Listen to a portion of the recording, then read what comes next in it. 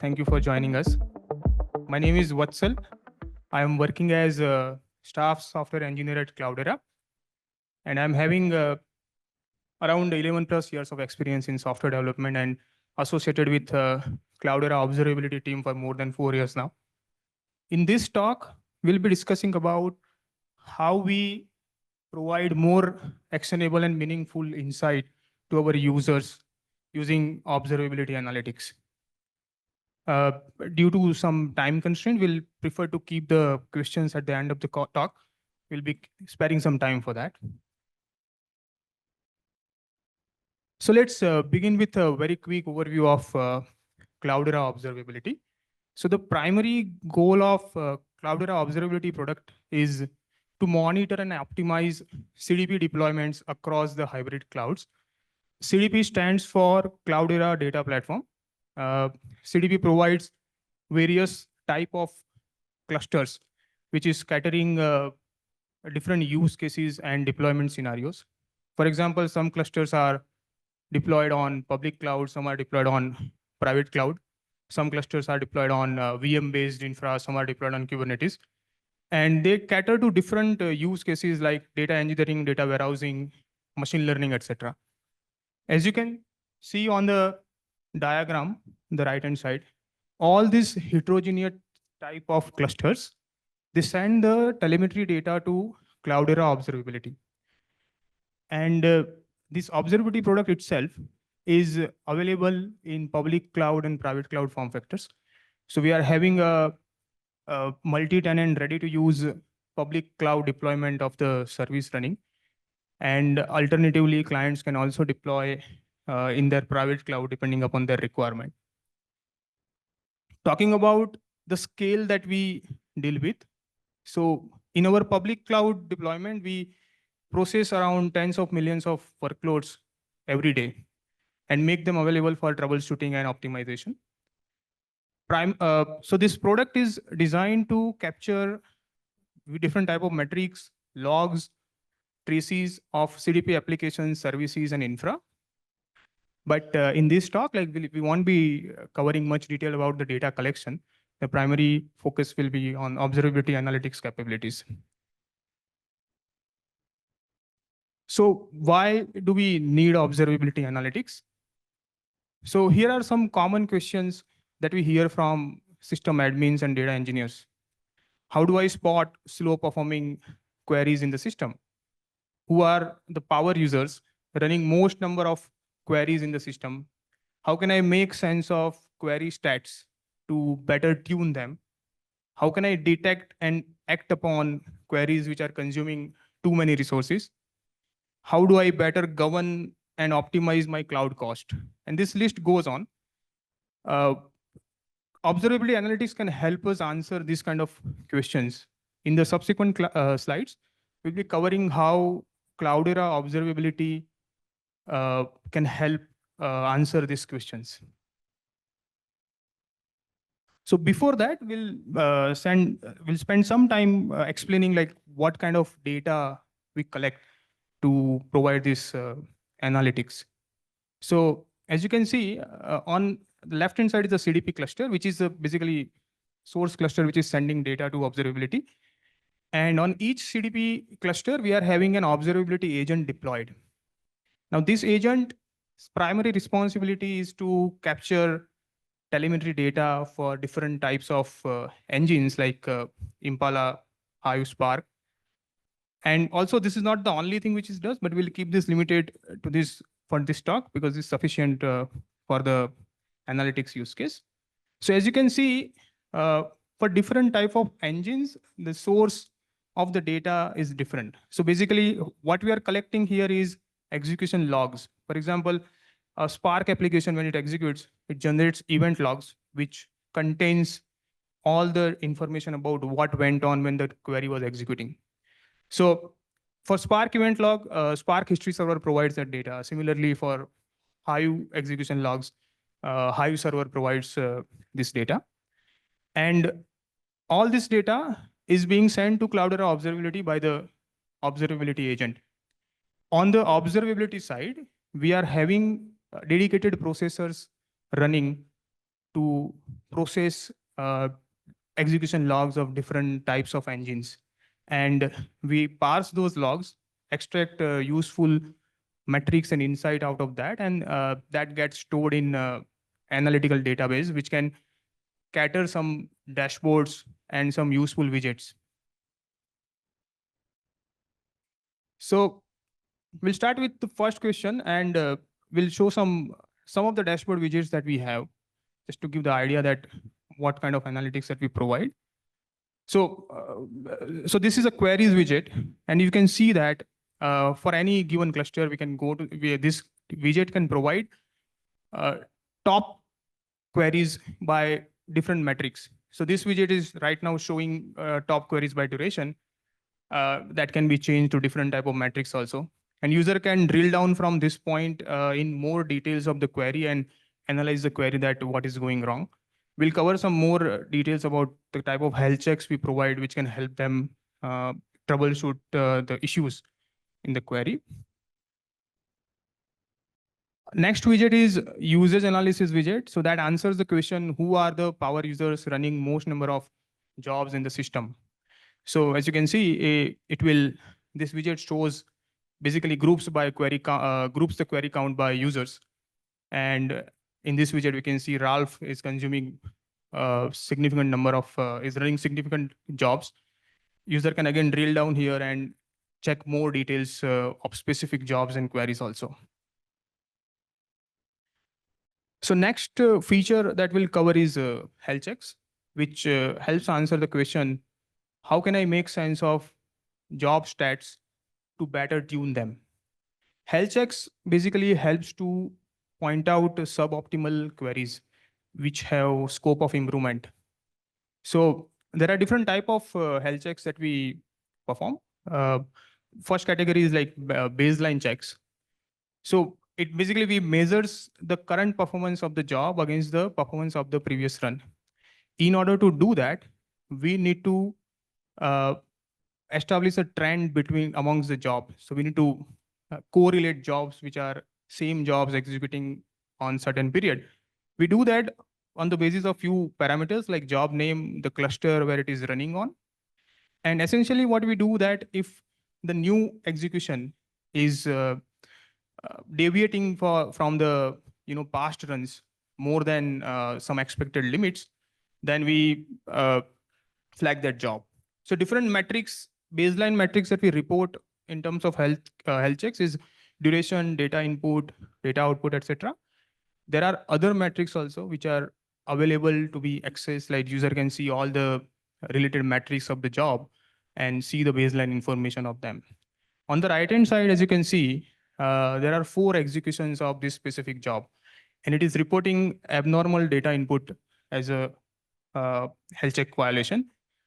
And the median of this past 3 run was like 1.4 GB, and suddenly 4th job came in and it took like almost 22 GB of input data.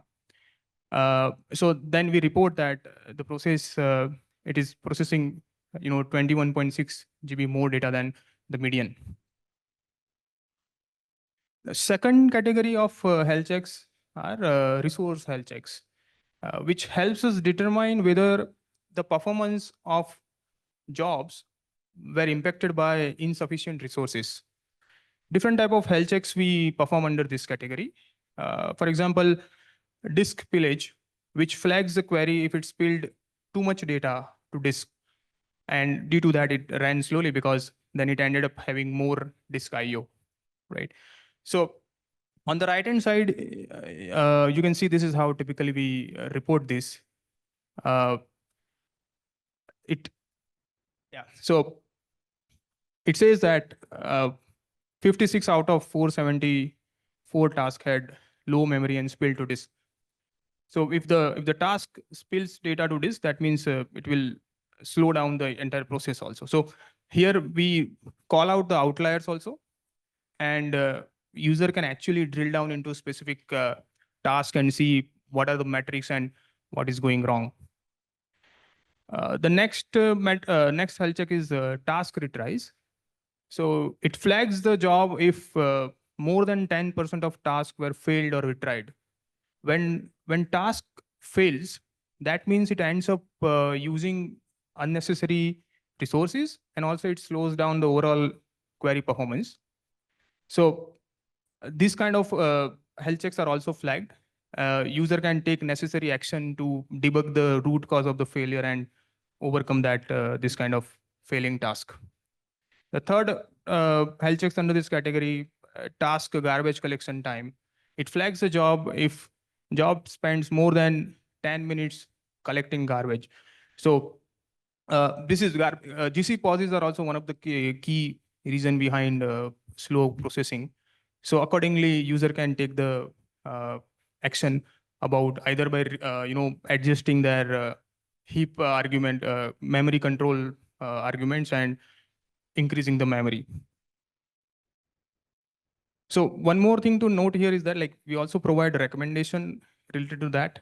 So it gives a recommendation that way ahead for this is for disk pillage. If you increase the memory, then that can help overcome this kind of suboptimal queries.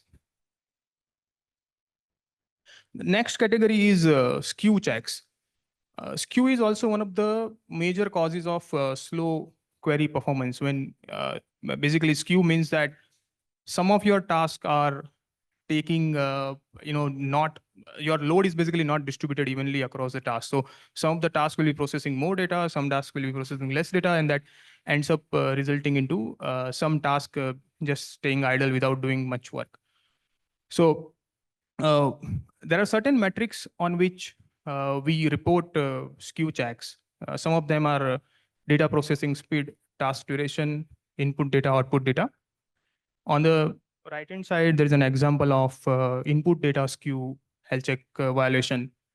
So there again, what basically we do is that we take the median of all the tasks. Let's say a job executed 10 tasks. We take the median of that metric of input data skew, and then check the difference with the median for each task. If it is deviating for more than 2 standard deviations, then we flag that job. Apart from that, there are also some absolute cutoffs also, like irrespective of the relative standard deviation measurement. If uh, the job is having more than 100 GB of skew, 100 MB of the data skew, then also we report it. This is similar kind of absolute capping we have for other health checks also. Again, here recommendations are provided for that.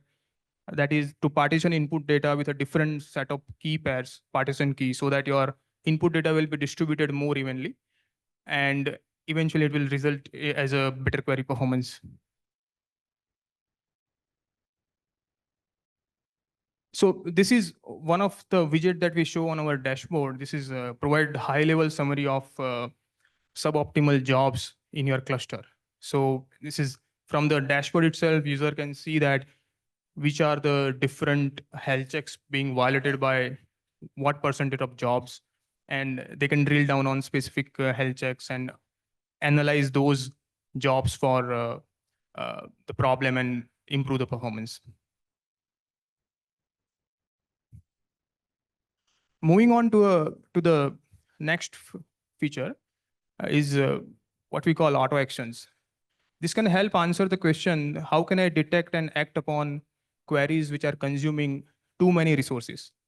So with this feature, a cluster admin user can define certain acceptance criteria for jobs and queries.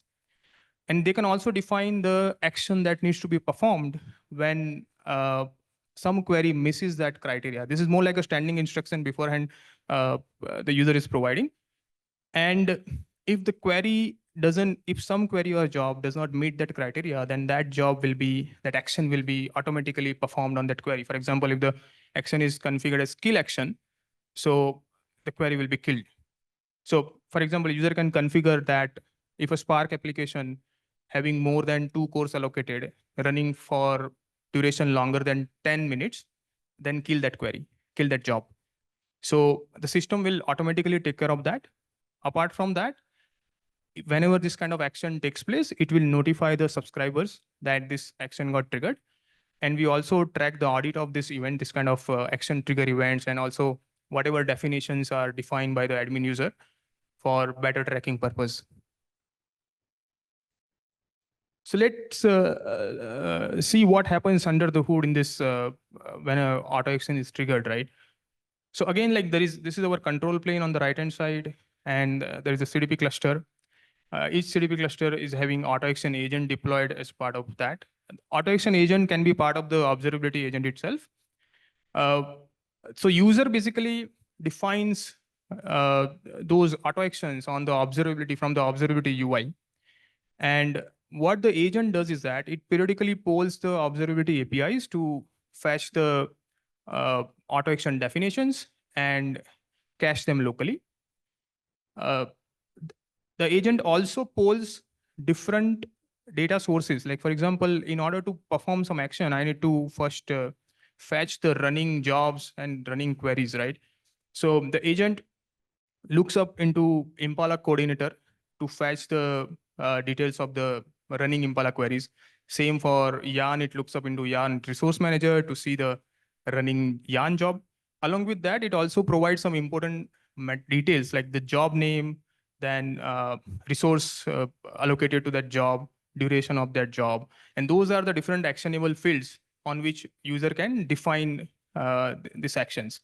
So once running queries and jobs are fetched from their sources, then the agent evaluates those collected queries against the defined auto action definitions. And those queries which are not meeting the acceptance criteria, they will be acted upon as per the predefined instructions. Followed by that, a notification will be sent to the subscriber informing about the action took place. And the action can be notify only also, not necessarily if someone user want to have just dry run that, just get notified on certain incidents, then the action can be just notify only without doing anything else. And followed by that, we publish audit information about the invoke action to the observability control plane where it will be stored for tracking purpose. So let's discuss some of the challenges that we faced while developing this feature. So one of the important thing that we wanted to consider was extensibility. So we wanted to make sure that introducing new actionable fields and actions should not be difficult. So we took care of that while designing our framework. The second challenge we had was supporting multiple types of CDP clusters. So as I discussed earlier, there are different type of CDP clusters offered by CDP, and those are running on different deployments and deployment form factors and catering different use cases. So the agent for that will be also different. So we need to make sure that we wrote the core framework code in such that extending that code for a agent specific code base shouldn't be that difficult. One more challenge that we faced was controlling notification spams. So as I mentioned earlier, the auto action could be just notify only action.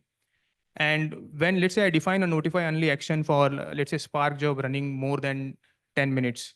And if job keeps on running for 30 minutes or 1 hour or like, let's say 2 hours, then what will happen for every poll interval, the framework will start sending emails to the subscribers, which could be too much spam. So we have put in some throttling in place to make sure that the notifications are not that frequent in this such kind of scenarios. Moving on to the next feature, that is financial governance. Uh, this helps us answer how do I better govern and optimize my cloud cost. With this feature, account admin can configure unit cost of different resources like CPU, memory, etc. And then admin can also define multiple cost centers based on their monitoring needs. So cost center can be targeting some set of clusters and some set of users. And accordingly, they can define different multiple cost centers. And with cost centers, we provide some useful reporting about what are the cost usage of different users, pools, or queries. So let's see like how we compute this query cost for a specific job. Let's take an example of a Spark application. So if you see, this is the direction of time flow. And a Spark application can have one long running driver and have multiple executors. And hypothetically, let's assume that allocated driver cores are 1 and executor cores are 2. And I have also mentioned the duration of all these components. And we can compute using this information, we can compute the total CPU seconds used by that specific application. That will be driver cores multiplied by driver duration and plus executor cores multiplied by total executor duration. So the total CPU seconds that we get is 250 CPU seconds. And then let's assume that some account admin defined the CPU rate as $0.001 per CPU second. Then the total CPU cost of the query will be $0.25. In the similar way, we can also compute cost of different other resources like memory or data written to disk or read from disk. And depending upon the cost rate defined by account admin, we can get the total cost of the query. Using the similar computation, we load the reporting dashboard for financial governance. So this is one example of such dashboard. If you can see, there are, this is for a specific cost center. This is how the dashboard appears. So we report top pools and which are these are basically yarn pools or Impala pools. And then we also report top users, which are consuming the most amount of cloud resources. Top jobs are also highlighted. And again, all these things like, a user can drill down into specific job and query and understand more about what is going on in that job and what that job is doing. So we'll end with some lessons that we learned while developing this product.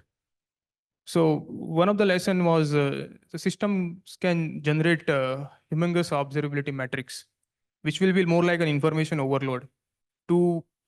If you want to find meaningful information from that, that is hard and that requires some contextual analysis to analytics to make it more useful and consumable by end users.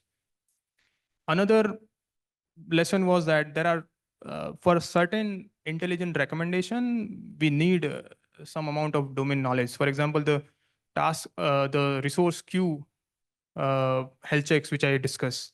We need to, for each type of query, we need to understand. So for example, for Spark job, we need to understand that what are the metrics are relevant, extract those metrics and do the computation. Same for all the different type of engines. And that requires certain amount of understanding of the internals of those engines also. Third learning was users will demand automated actions and alerts based on the insights. So designing a system that can take proactive actions is very useful. Similar to what we do in auto actions. We are also having some other features called alerts where we publish some alerts on missing some SLAs and all those things.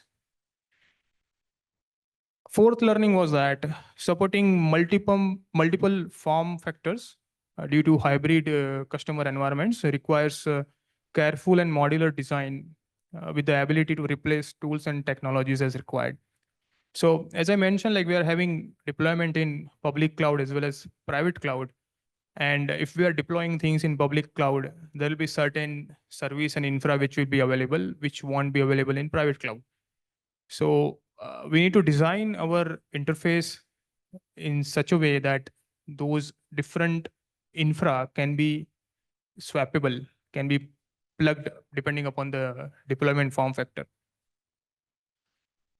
Volume of the data will impact choice of the design. So when, as I mentioned earlier, when the millions of jobs logs are getting processed, and like these logs are not just one metric or something, these are like entire log files, which needs significant efforts to parse them and then extract details out of it. So in that case, system needs to follow pool-based design, more like asynchronous queue-based design. We can't just keep pushing all information to the system. It's not possible to scale your servers that quickly. And ability to scale up and scale down your system as per the system load is also very important for cost and performance optimization. And finally, for observability also, we need observability. So using various metrics to ensure the system is running as expected. That helps us detect some processing delays quickly and ensure the uptime of the system. Okay. So I think that is all from my side. We have time for question answer, I guess, right? Yes.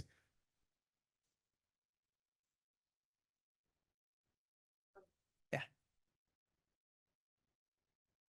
In your presentation, you told that agent to getting the data with its caching. For the caching the data, are you using in memory database or you are using caching in the file? Right. So that is more like a we don't need, because number of automation definitions, right? That cannot be that much. Like it is in a sufficient limit that we can only a very rudimentary cache can serve that purpose. So we are not using any specific caching solutions because there are no distributed processors there. There is a single agent which captures, which is fetching those details. My next question is related to that. Now, most of the applications are moving in Docker Kubernetes. My next question is related with Docker. Most of the application is Docker and Kubernetes. As you told, this product is observability. Are this observability can be used in the Kubernetes or deployed with that? So we are, as I mentioned, we are already having some services in CDP as part of Cloudera data platform, which are deployed on Kubernetes, and we are capturing telemetry for that and showing the insights. But if you are asking whether we monitor Kubernetes itself, that is something we are not doing yet, right? But yeah, that is definitely a possibility. So is your product is there in CNCF, CNCF like Cloud Native Application Framework? This product is there in CNCF? No, this is more like a proprietary product of Okay. Cloudera. Thank you. One question. Please go back to that functional finance governance slide. Yes. Yeah, This here, one? yeah. Here only. Where is the time considered here? Only metrics are there and this is a application pools and everything. But how do I know, like, for example, 747.14 is a cost. So this cost, $747.14 is for which period or which time? Which that is day? a good question. So, okay, this is just a screenshot taken from the whole page. On the top of the page, on all the even the other dashboards widgets I showed, right? Okay. We always have a time range definition on the top of that. This is just a cutoff of the full page. So on top of that, just to fit this thing in the slide, I just trimmed down. That's a good question. It is possible. You can select all the range, whatever that you want. So we store historic data in analytical database. So that can be taken care of. Okay. And all these things, what are the metrics and logs? What are you capture? Already so many, for example, Prometheus agents are there and Datadog agents are there. I think for logs that Grafana Loki is there, it will, but why do we need again extra do all these things? Because already so many things are free of cost available, right? So those things will not, so we are actually using we started using some of the open telemetry kind of collectors now. Okay. But this product was, it started quite early, and we want this is more like tailored towards CDP Cloudera data platform capabilities. So the control that this gives us, that reusing those products will not give us. Okay. So that means, for example, I can use Prometheus, say suppose one. So I forgot. For example, if I want to monitor Neo4j database or maybe Postgres database. So if I want to monitor the database number of queries and per hour basis, per second basis, already relevant Prometheus agents are available. Just use them. So that means you are reusing the same agents and then customize it further to suit your requirements. No. So, okay, we don't reuse those agents for this use case. Okay. And these are not those engines that you mentioned. Okay. These are the specific engines that I mentioned Spark, Impala, Hive. Those are the metrics that we support, which are available from CDP framework. Okay. But to answer your question, we are having a follow-up talk by Ankur. There is some coverage of that more detail about the data collection part, and we do use those instrumentations. Okay. But we don't reuse the same connectors because we cannot, Okay. because those are different database systems altogether, right? Okay. Thank you. Hi, everyone. Do any of you want to take like a coffee break or water break? Like, you can wait for 2 minutes. Okay, cool. We're good to go. So I'm Siddarth, but before that, let's get to the, what are we going to discuss today is why I think, and it's my personal opinion, the entire presentation is why I think AI cannot fix your production issues. And the reason why this, I started preparing this talk is because, everybody's been crying on this. AI will replace engineers, AI will make you do this. This is the world of LLMs that have come up and, they're going to replace all of you. And, I don't know, has any of you heard that statement from a friend, from a, colleague or from a boss that, yeah, most of you, right? So that's what is being discussed heavily. And as you can think about it, we are currently at the peak of inflated expectations. So this cycle is called the Gartner hype cycle, which exists for any industry, any tool, any category, whatever you say, that it is supposed to be in a segment. For example, if you look at how many of you here are aware with logging and APM? Most of you, right? So logging and APM is kind of in this zone right now, wherein, there is no significant new innovation that can come in that. And it is a saturated, commoditized market. And everybody knows exactly how the problem will be solved and what tools to use. Versus here is when, things are still exploratory. And at this point is where generative AI is right now, wherein, people are like, yes, this is going to change the world significantly. So my take is not that AI is not good or LLMs are not good. My take is only in context of observability. How is it that LLMs or AI? I'll be talking about both LLMs as well as machine learning, different machine learning techniques, and how they can or cannot help you in your production issues. So before I even start the talk, this is a TLDR of what my conversation is centered around, that AI is an observability assistant. Or in observability, it is primarily an assistant. Like this blue dot that you see, this is where it is. And most of us as engineers, we know that this is where it is. Like when you're called on call and you have an issue, this is what it can do. I'll go to ChatGPT and I'll ask it, Docker restart karna, give me the command. That's what you would typically do with it. And where, if your business counterpart in your company or, your product manager, your friends, they think AI is at this level and why are we still having production issues? Why can't they just fix it automatically? Right? This is something that the pink color is where most business folks, product folks who are not technically well averse think where the actual, actual level of AI is. This is the pink. But my perspective is that even in steady state, the green is where we are going to land, wherein, automated, by automated, I refer to like, this is primarily going to be restricted to an AI agent probably doing the job for you that you defined, not it thinking what job to do and then implementing it, especially in production issue debugging and investigations and fixing. Cool. So this was just a TLDR of the entire talk. Now I'll get to what I plan to discuss in this talk.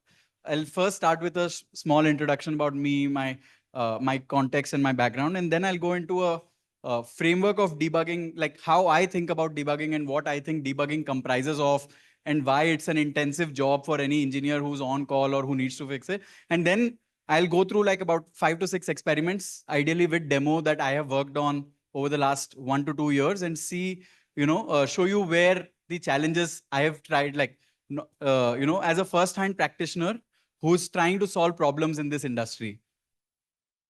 So a quick background about myself. Currently, I'm the founder of a startup called Dr. Droid. And I've been doing machine learning like for the last 10 years. In my IIT days, when I was in IIT Delhi, my internship was on doing image processing and OCR on, like millions of records of handmade drawings of certain clients. And then how do you write an application that can actually make it digitized? So that was actually my first experience with machine learning back in the day. And since then, I've been in this industry. I used to work for a startup called Shadowfax. It's right around the corner, not too far. And over there, I've worked on a lot of supply chain optimization problems, a bunch of problems related to face recognition. I was a data scientist back then, like that's what we used to call that designation. And there was no explicit data engineering role back then. So if any of you is aware of what data engineering today is, like a dedicated division in most teams, back then in those days, there was not much awareness, and the data scientist's job actually included like, figure out how do you get the data into the database so that you can run the models or the queries on top of it. So this is primarily my background. Now, so Dr. Droid, just to give you a very high level context, we are looking to solve, and we are working on solving problems in the observability and on-call space. Like this has been 1.5, 2 years that we've been doing that. And my co-founder, Dipesh, he's also in the audience. He's got about 12 years of hardcore backend engineering experience in PayPal, in the same startup where I was. And, every time we start sitting and, thinking about this is the vision and, this is what we are looking to solve. These are the three things that he comes up and tells me. Although he's also CTO, but he tells me, Sid, why don't we apply data science and machine learning and, get accurate forecasts on when our incidents are going to happen and probably preemptively detect them, or, apply anomaly detection so we can get those actively, or, let's explore some of these strategies on how can we do automated investigations. I'll come to the framework that we've actually built out internally on how we think about debugging. But these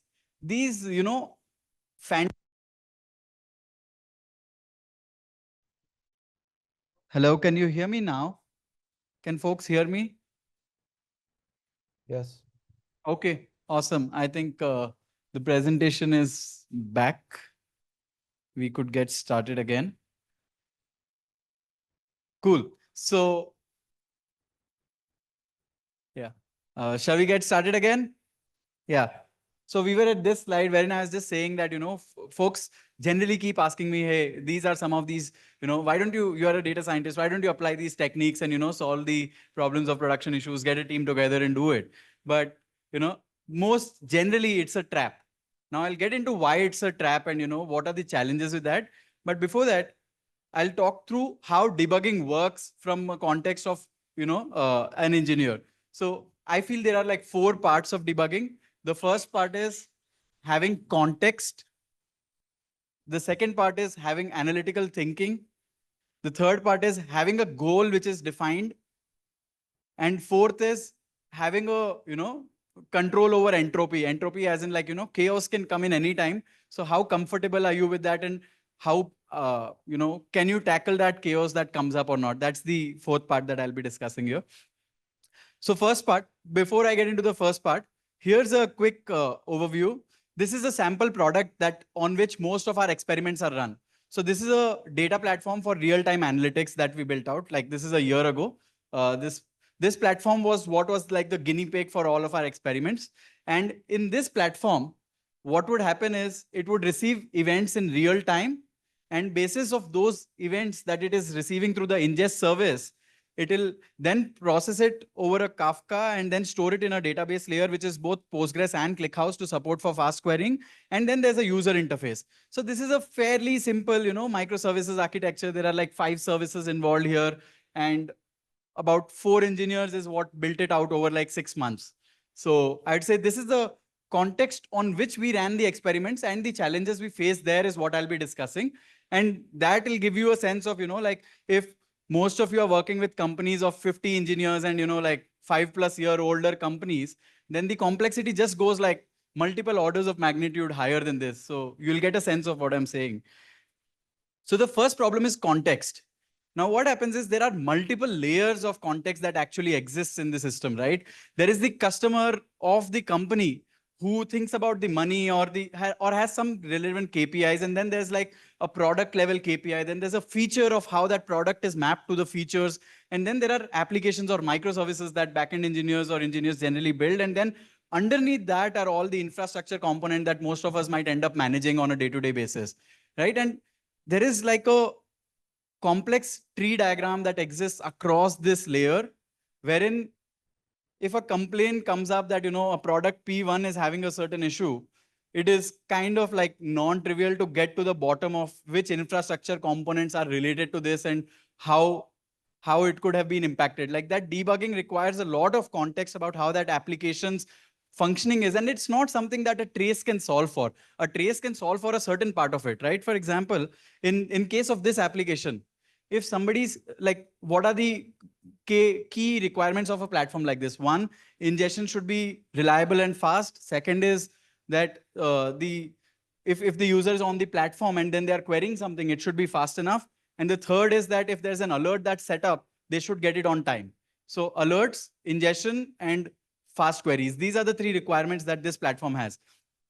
Now, if you look at ingestion, that could probably be an API that is coming in and you can track that through a trace. But when you look at query performance, right, the query performance could be dependent on what other applications or services or APIs are using the database at that point in time. And it could be a complex structure wherein one infrastructure component is related to multiple applications. So it's not a direct one-to-one correlation on how the impact is happening at the lowest level.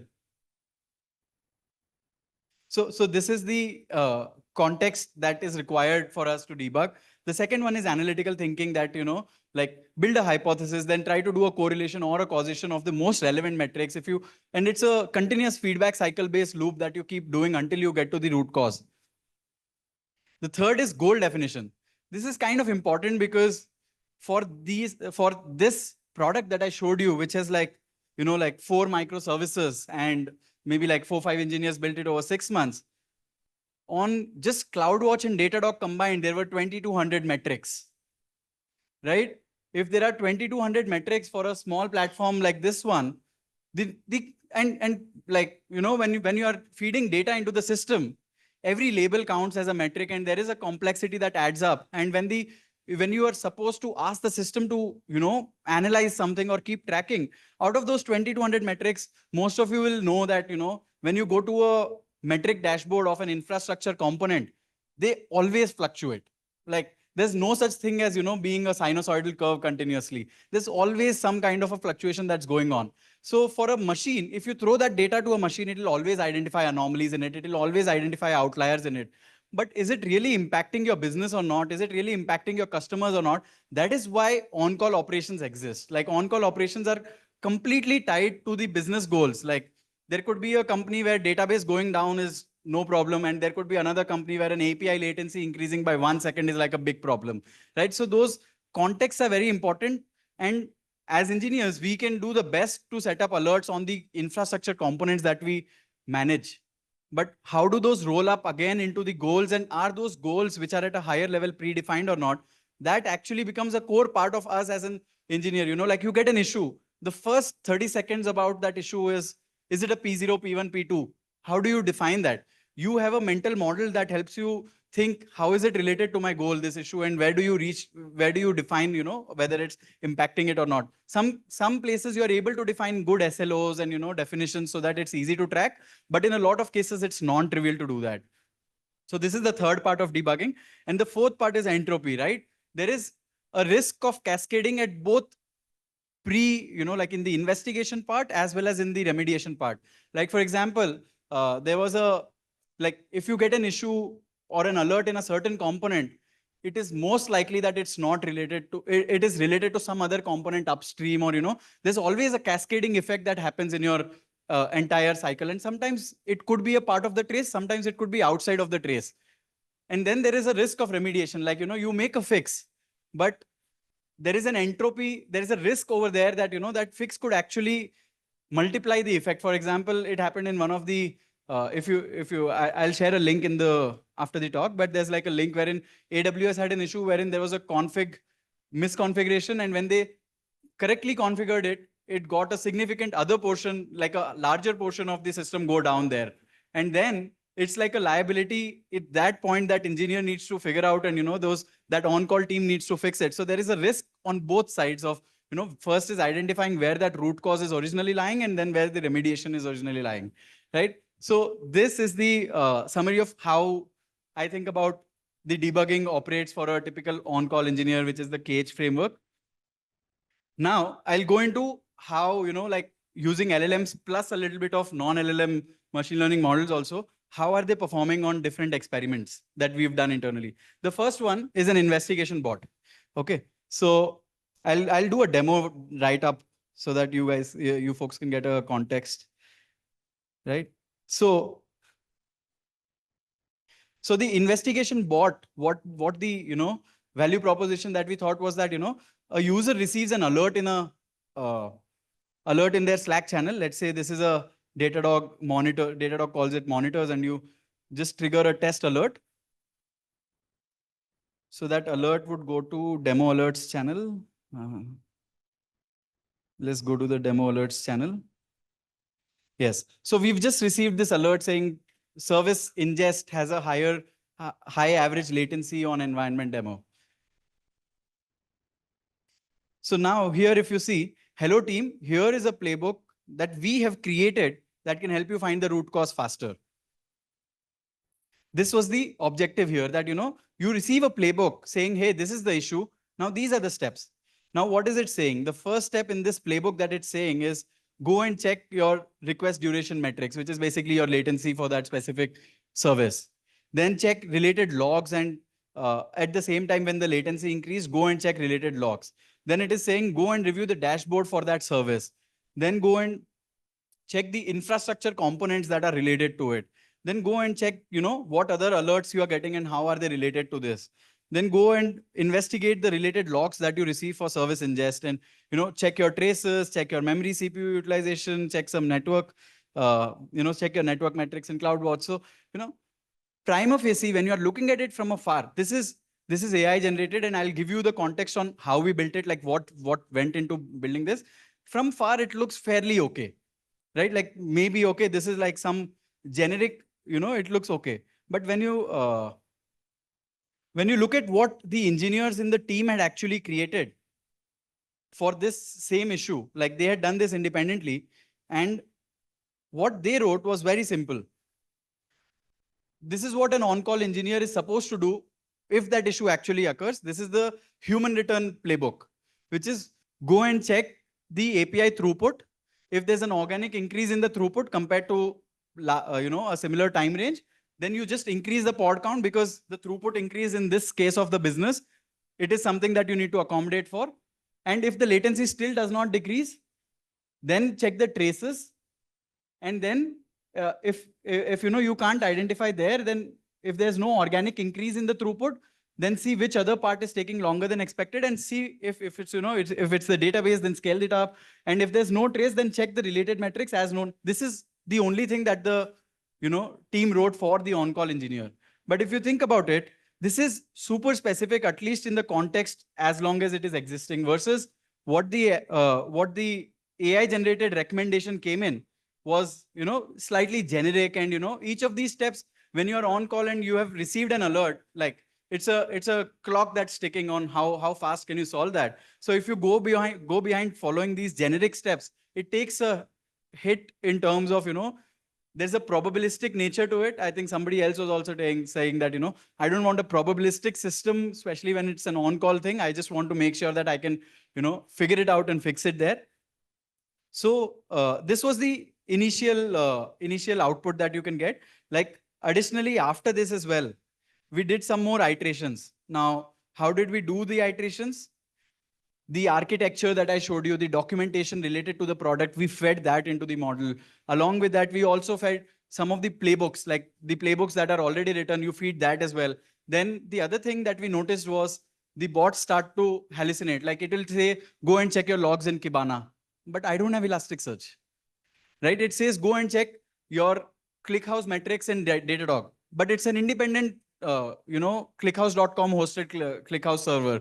So you can't check it there. Like there are those challenges that exist. So you connect it with the metadata from different tools that exist, and then you add stricter validations on what is allowed, what is not allowed. And even after that, what ended up happening was, let me just see, I should have that.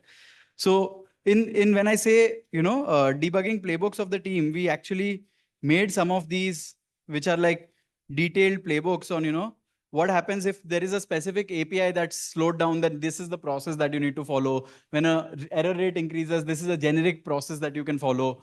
And these were also some things that we, supported the model with. And this was not just LLM based. This was like an actual tree based search that we enabled for the product to be, fed into that.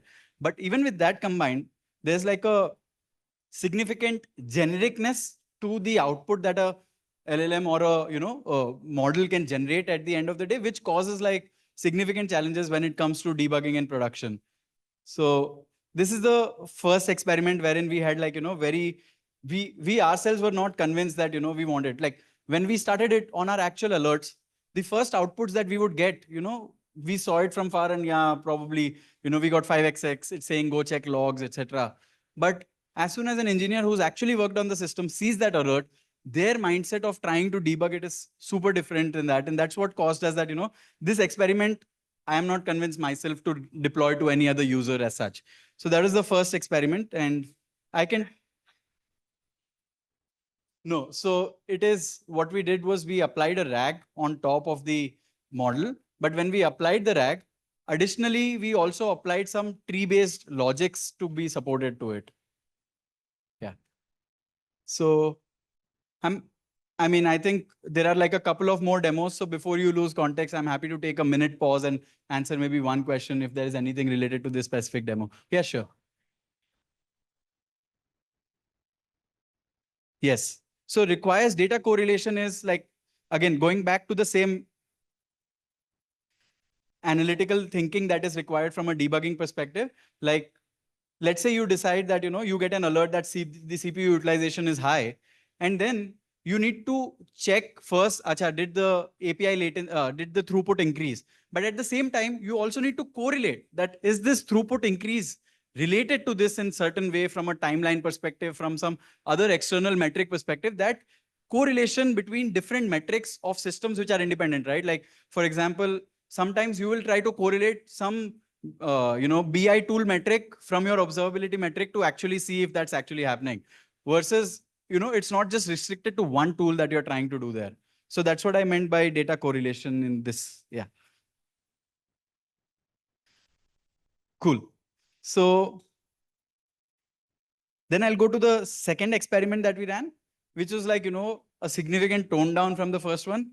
Now what we were saying was the doc that is given by our engineers here, can we convert it into a automated run? Right? Like somebody wrote a Confluence doc, Google doc. Can I at least convert it into a script so that, like it's automated up to a certain extent? And for that, so just 1 second.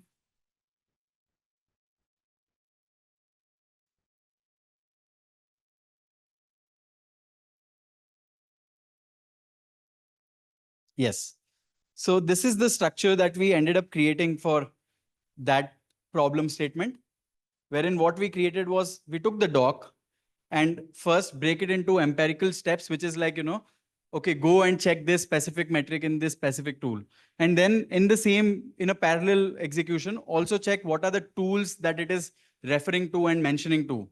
And after both of these are combined, combine it and define a schema output that, hey, I want a JSON or a script which is in a specific format so that I can automate it and I can create a automation on top of it. So this was the experiment that we tried to create, wherein, you have some on-call documents that you've written, but can it be converted to script in a single shot? That was the objective here.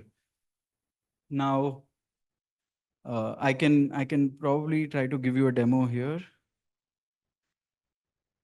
It'll just take like a minute to... Oh, it's live. Perfect. So, yeah.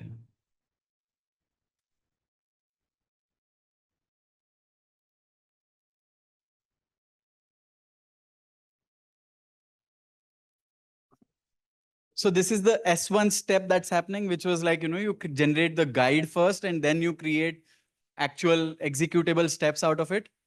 So when we were creating this S1 step, one of the challenges that we ended up facing was, like some users are using very custom words. Like there was a company that we were working with, and in their company, they called Grafana or the entire observability stack as Garuda.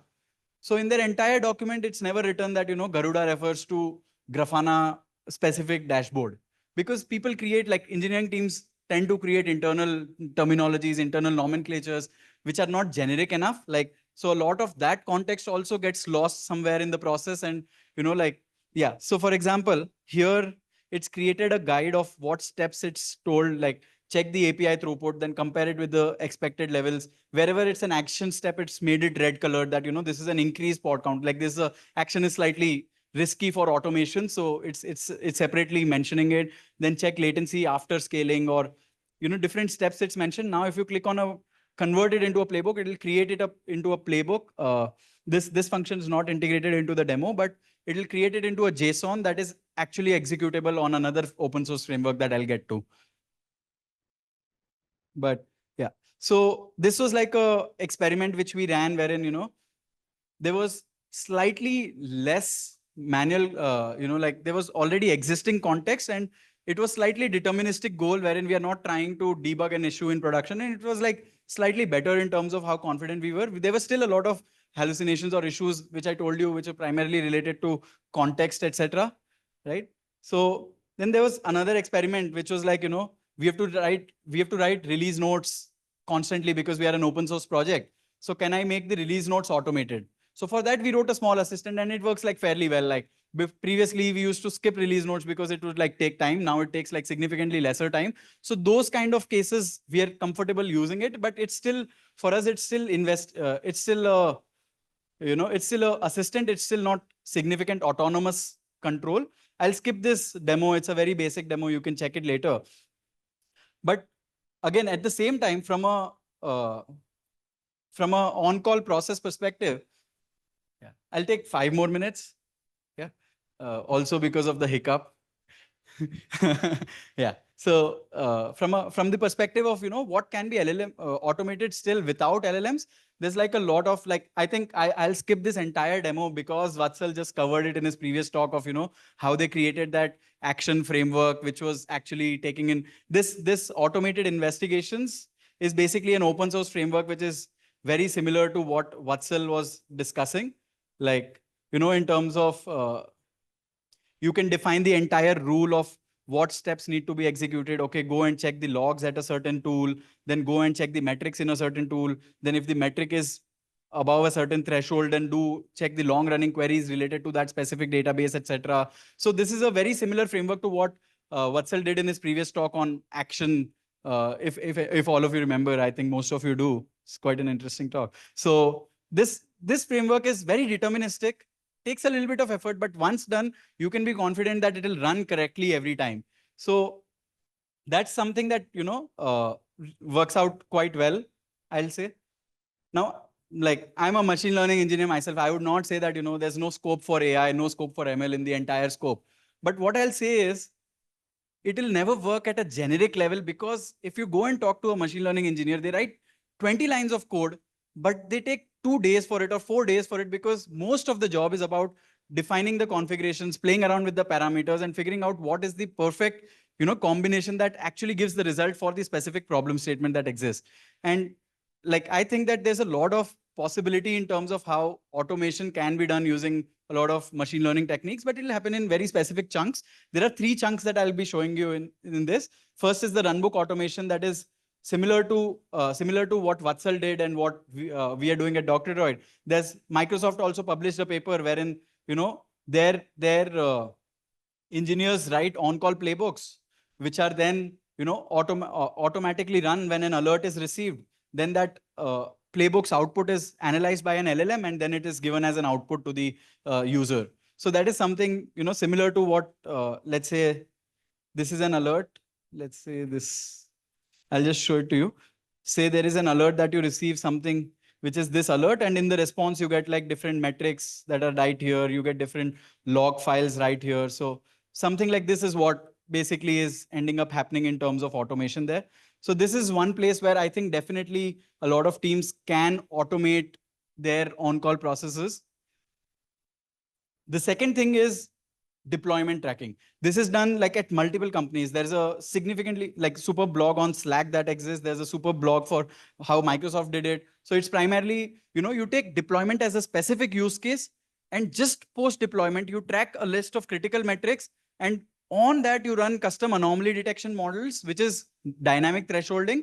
And then if they see that there's a significant gap, then you trigger a rollback or trigger a certain action there. So this is something wherein AI will definitely help a lot of DevOps teams, SRE teams, and there are like significant use cases that we are seeing across teams.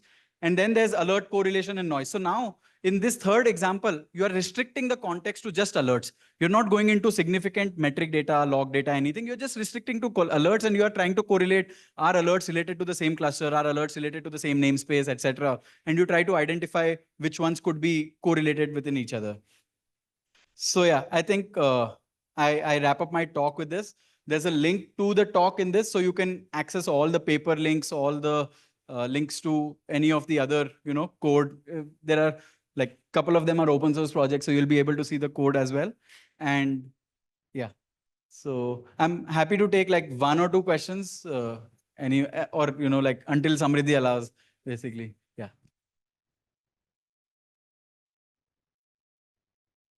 My question is about this LLM models and all. Like, why do we need this LLM? Because, for example, I'm assuming, because currently we are not using LLM, but whatever you just explained that Microsoft, that we are doing something, same concept, but manually. We don't use any Microsoft product or anything, but the concept is same.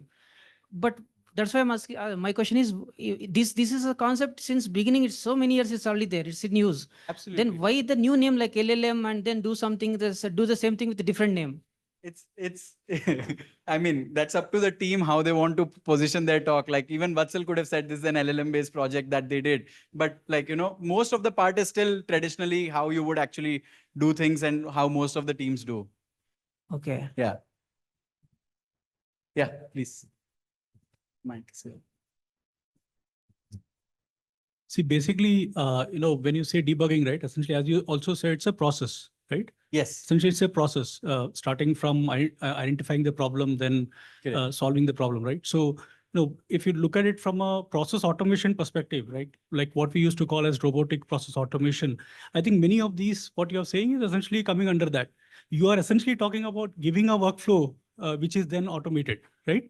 You are giving the workflow, or you are giving the playbook. It's not like something which has been derived by an external entity, right? An agent, right? The agent itself does not derive the workflow. You give the workflow and the bot will essentially execute it, right? yes. Now, I think where LLM could be relevant is where, see, in most organizations over a period of years, you might have got a repository of these RCAs, right? Maybe on documents. Now, what if you can kind of dump this to the LLM and then teach the LLMs or an agent, right? Which is where the agentic process automation comes in, where the LLMs can itself decide, what kind of workflows can be defined, right? Instead of you giving the automation. It can recommend newer steps that, Correct, basis correct. fast, do this or check this. Correct. Right? So But that, it's something that would be useful for a new engineer who does not know the context, because if an issue is escalated to a senior engineer, they'll already have a mental model in mind, and this could be like an optional assistance that is there. So that is where I'm saying that if you have, let's say, a history of that knowledge which seniors might have done over a period of time, at least, if not in the beginning, I think it will optimize itself. LLMs could optimize itself and can come up, because see, that workflow is also having a feedback loop, right?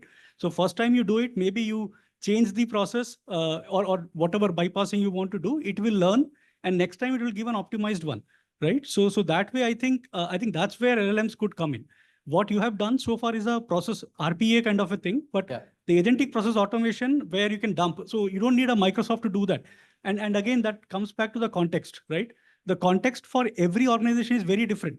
Yes. So you cannot come up with a generic schema or a workflow Correct. But a lot of these organizations have like 5 years, 10 years of Absolutely. work. So I think that can be used. It's a rich data which can be utilized. For those specific, and specific points, it could be used. Correct, correct. So Correct. Garuda, for example, as you said, it will be there in some document. So it will learn what Garuda means and Correct. automatically it can take care of it. Yes.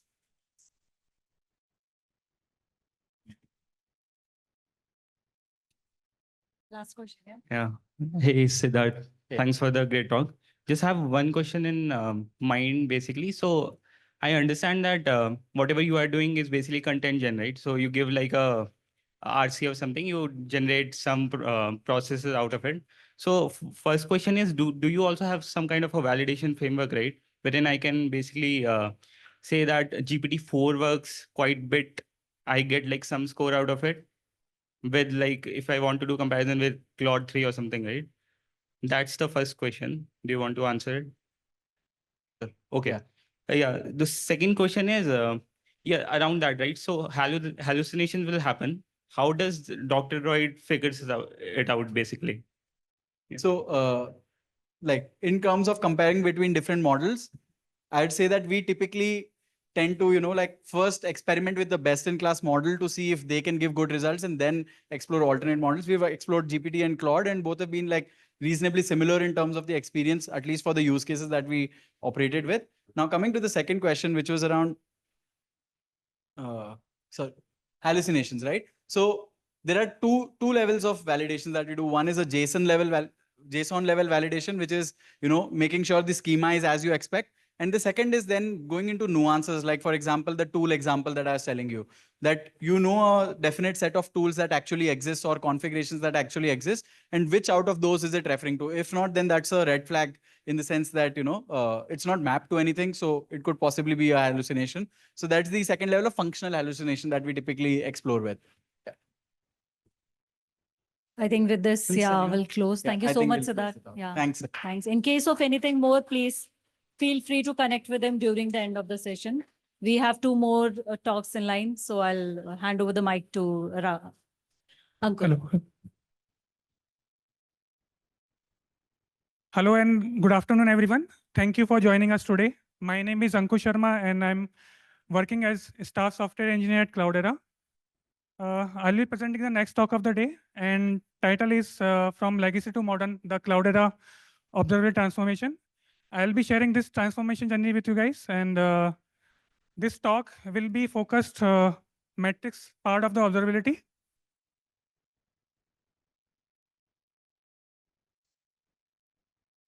So this will be the high-level agenda of the talk, starting from legacy architecture. What were the limitations and gaps in legacy architecture, which led us to modern architecture, challenges in modern architecture, and future work in the pipeline. So this is our legacy architecture. And next.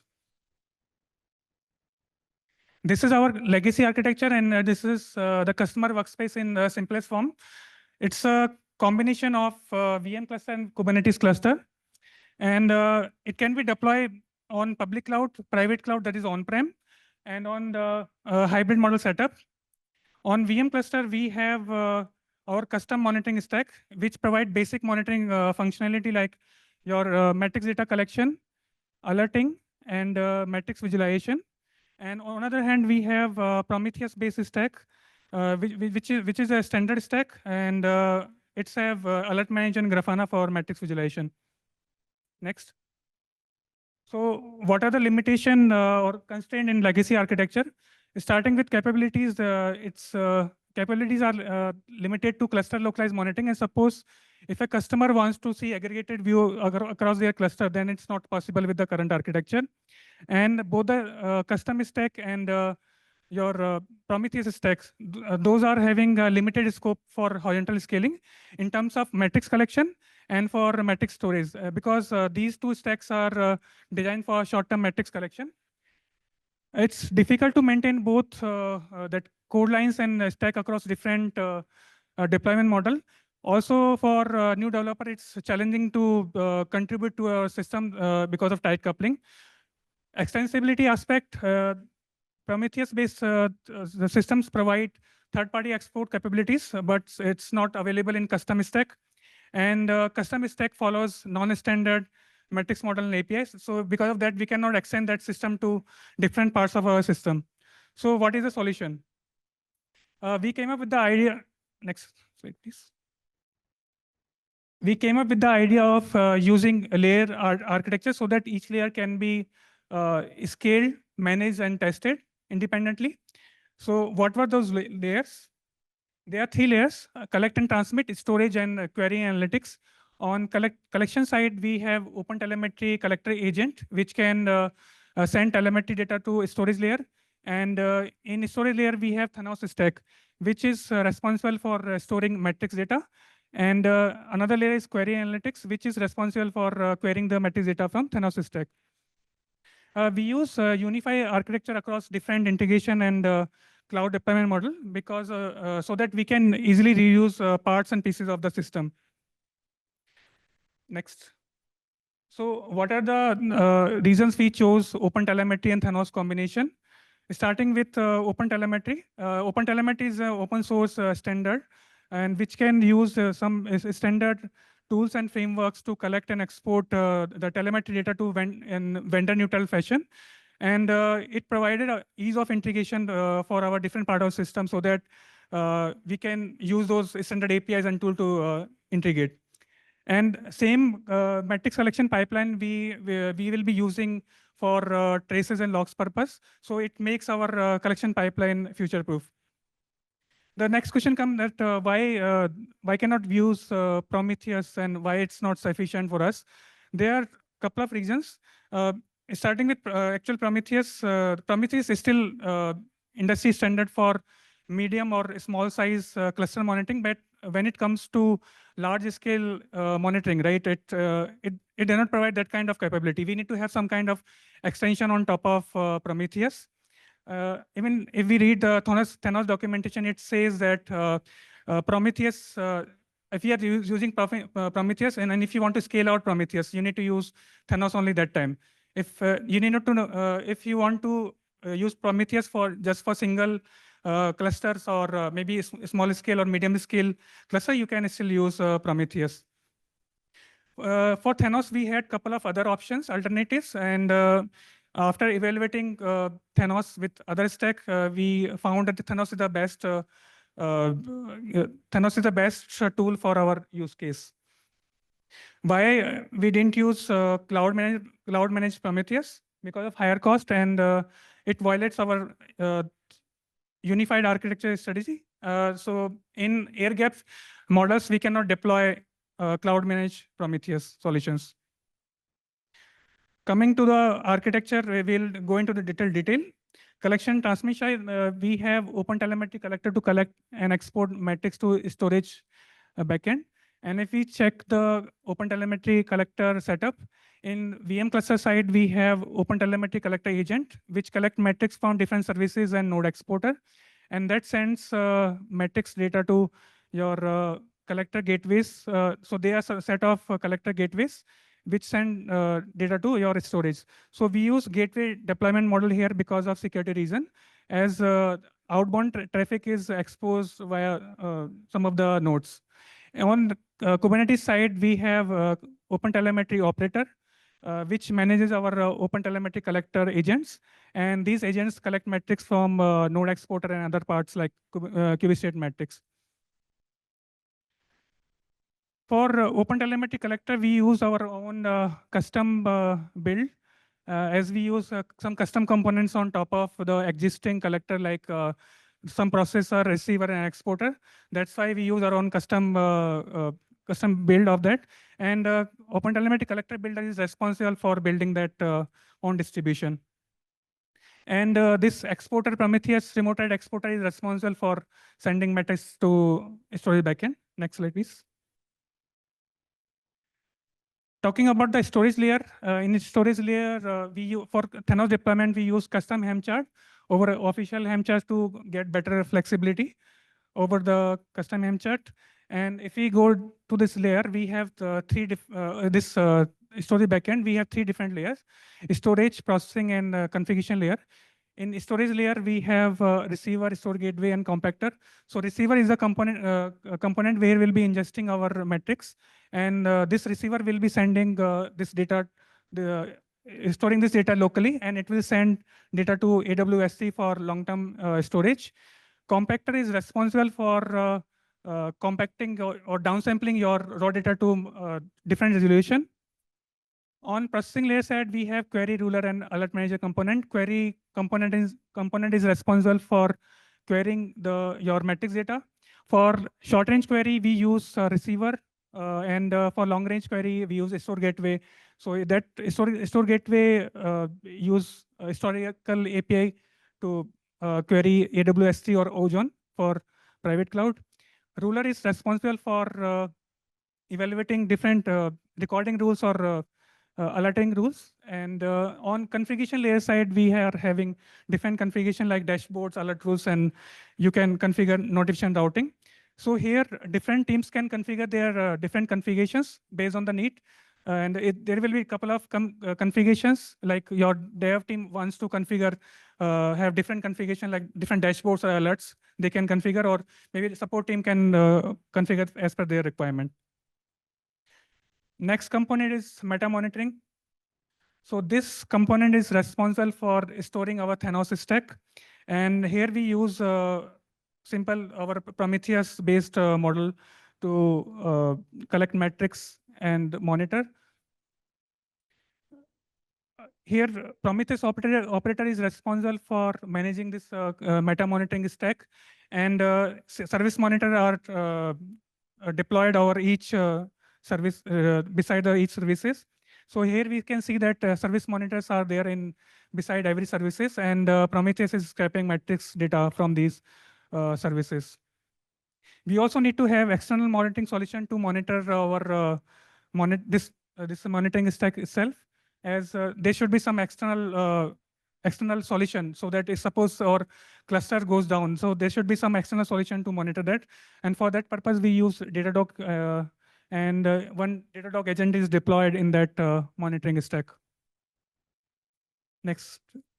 So here are a couple of Grafana dashboard. And if we can see that one is related to metrics ingestion, which shows that how many number of nodes we are capturing, number of like say number of requests we are having currently, and what is the latency of those matrices, number of samples we are ingesting, or maybe TSDB time series we are having.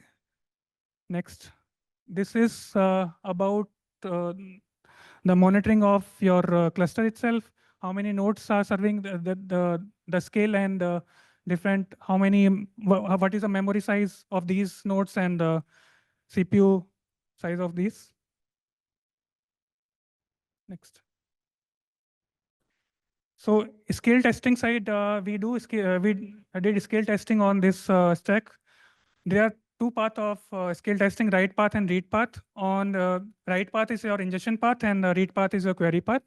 For write path, we use Avalanche tool to generate and ingest synthetic load to Thanos stack. We use couple of pods to ingest these metrics load, and these pods are used as a tenant, you can say, because each pod can be used as a tenant ID. And we identify key attributes of these production grade metrics. What does it mean? These are the key characteristics of the metrics which you need to identify from your production environment, like what will be the number of metrics, what will be the samples you will be ingesting for those metrics, and what will the churn rate, like how many series will be created or deleted. So based on those configuration, we configure our Avalanche and incrementally test Avalanche on that. On read path, we had some challenges, like synthetic metrics are not ideal for testing real queries, because we can generate production like scale, but we cannot generate we can generate production like scale, but we cannot generate production queryable load for that purpose, and it's challenging for us. Reason is it's because of cardinality. They are not, when we generate scale for query purpose, we cannot correlate different time series. So to bypass that, we chose some unconventional method. We did query load testing on the production using low-cost tool. So just to identify problems, we cannot do regression testing with that solution. So right now, there is no good solution available for to perform regression testing on the query path. Next slide, please. So what were the challenges and learning we had while developing modern architecture? So finding a stable configuration was difficult for us, as Thanos is a complex system with many moving parts. And suppose we want to get some official benchmarking that is not available yet. Benchmarking means, suppose I want to say that a Thanos receiver, I have a Thanos receiver with X number of memory size or Y number of CPU, then how much data it can ingest. So that kind of official benchmarking is not available. So what we did, we start creating our own benchmarking. And we focused on the continuously monitoring our stack and adopted our system based using our meta monitoring stack and even a scale testing help for that sense. Also, we need to continuously monitor our system to check some anomaly, like there are some CPU spikes or memory spikes or disk spike, and we need to monitor what event caused them.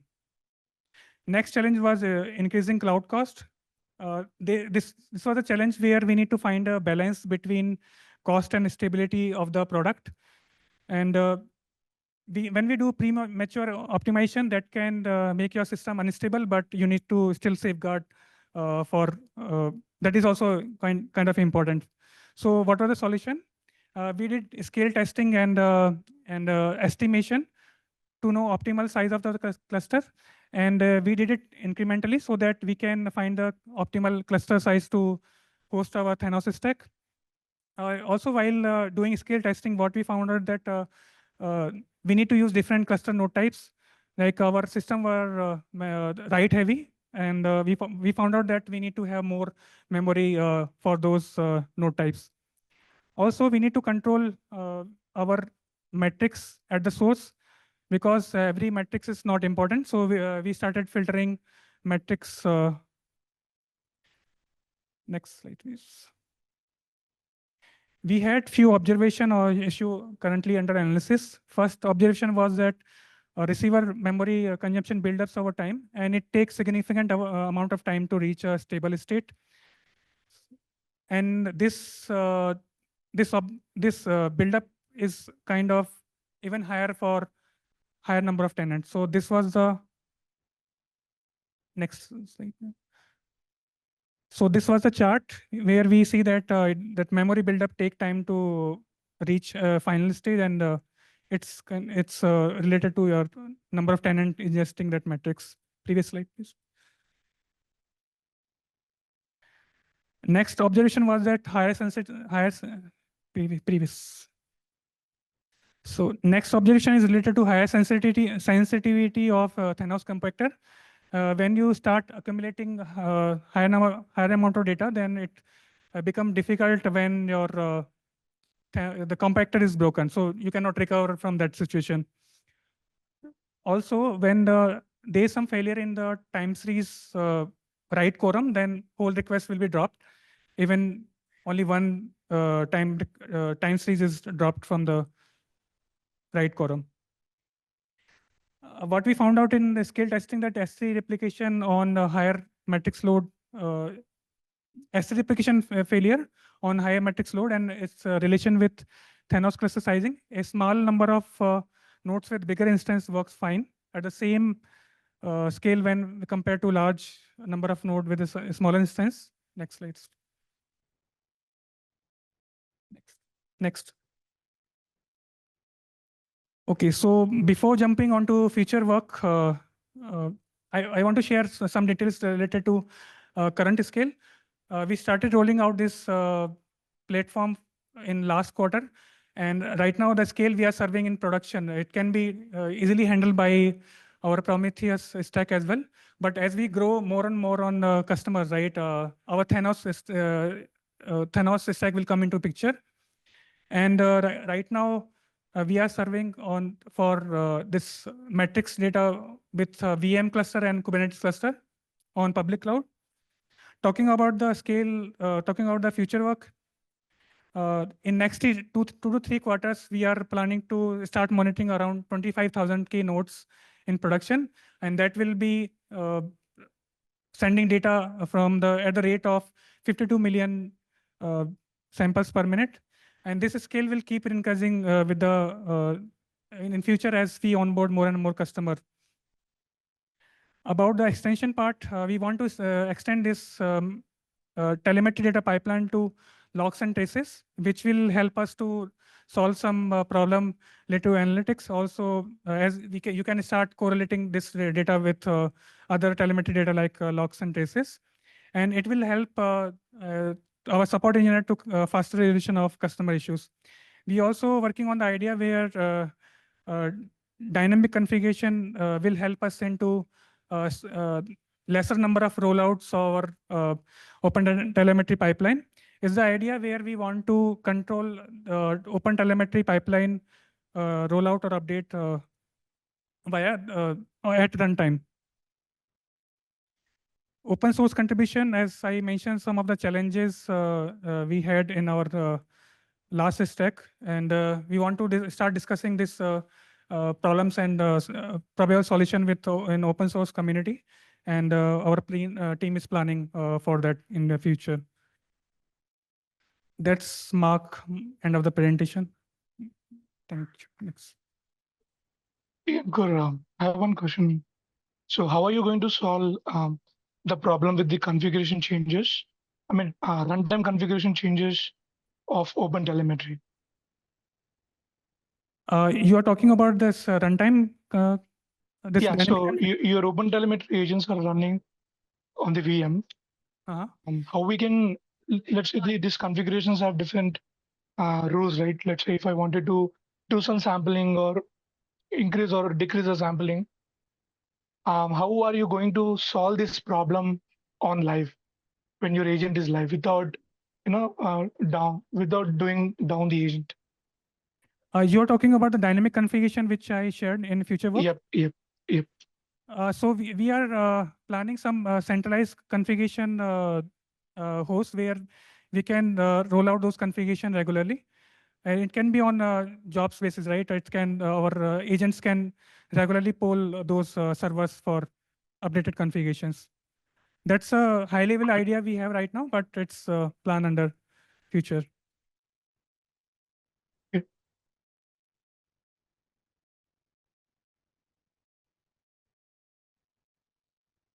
Hi, myself Simran. I work with Nokia.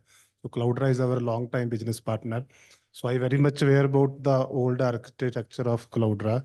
So when you are talking about modern architecture, you are talking only monitoring part of it. That means I understood in existing environment, we have agents which are collecting the matrices, and the way these logs are, that's very scattered across all the Cloudera services.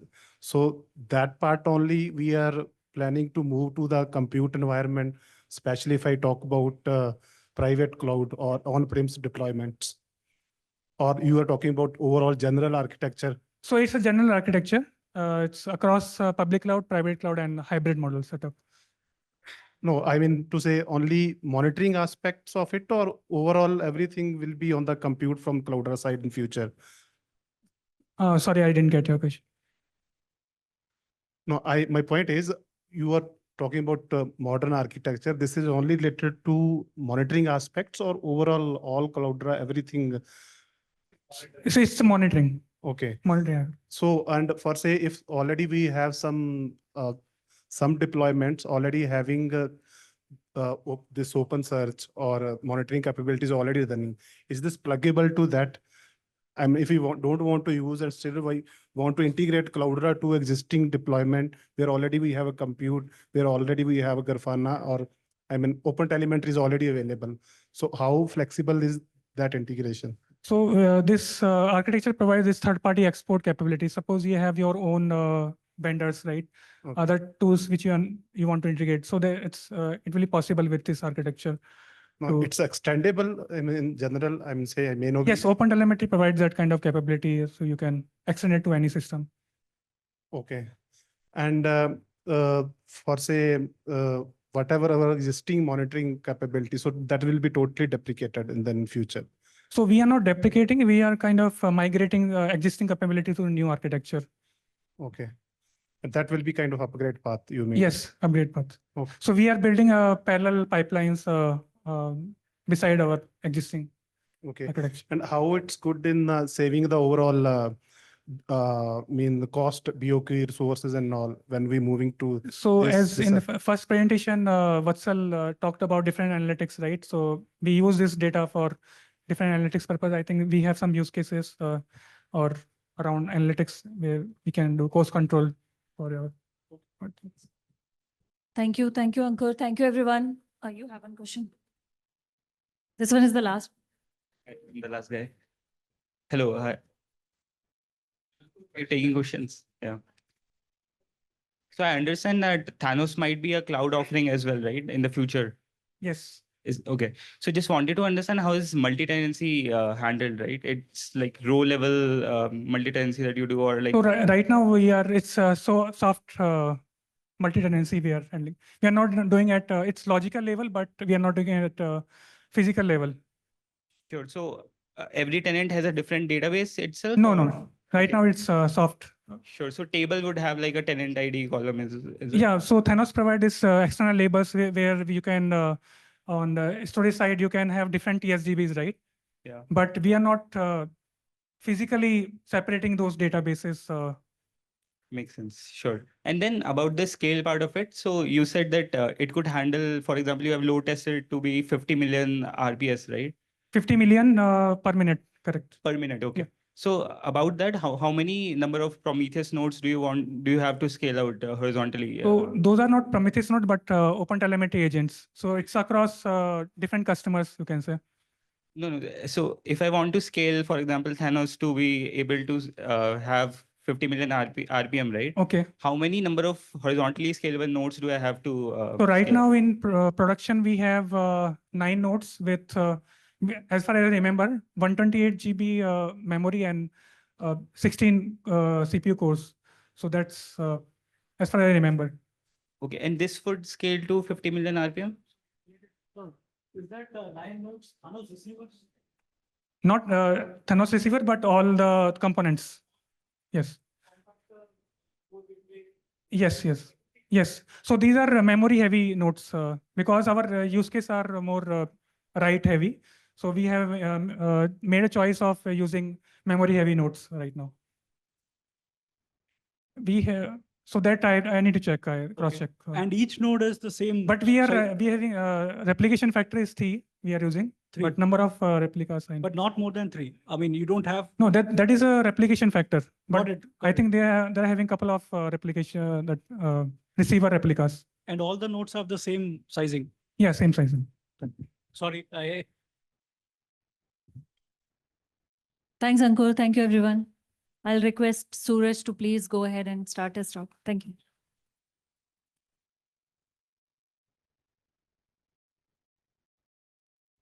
Hello, everyone. Can everyone hear me? Online folks, can you all hear me? I have no way to read the comments, so I'm assume that you. Okay, cool. Thank you. So I'm Suraj. I'm an engineer working on Grafana Tempo. Tempo is one of the product of Grafana Labs, and today I'm talking about what's new in Grafana Tempo, but I'll also do like a quick distributed tracing 101. So I want to start this talk with the raise of hand. Raise your hand if you're feeling sleepy. No? Okay, good. None of you are feeling sleepy. That's good. Okay, raise your hand if you have heard of, like Grafana or used Grafana in some capacity. Okay, nice, good number of hands. Raise your hand if you have heard of Grafana Tempo. Okay, I see some hands. Raise your hand if you have used distributed tracing in some capacity, Jaeger, Zipkin, any other distributed. I see more hands. Nice.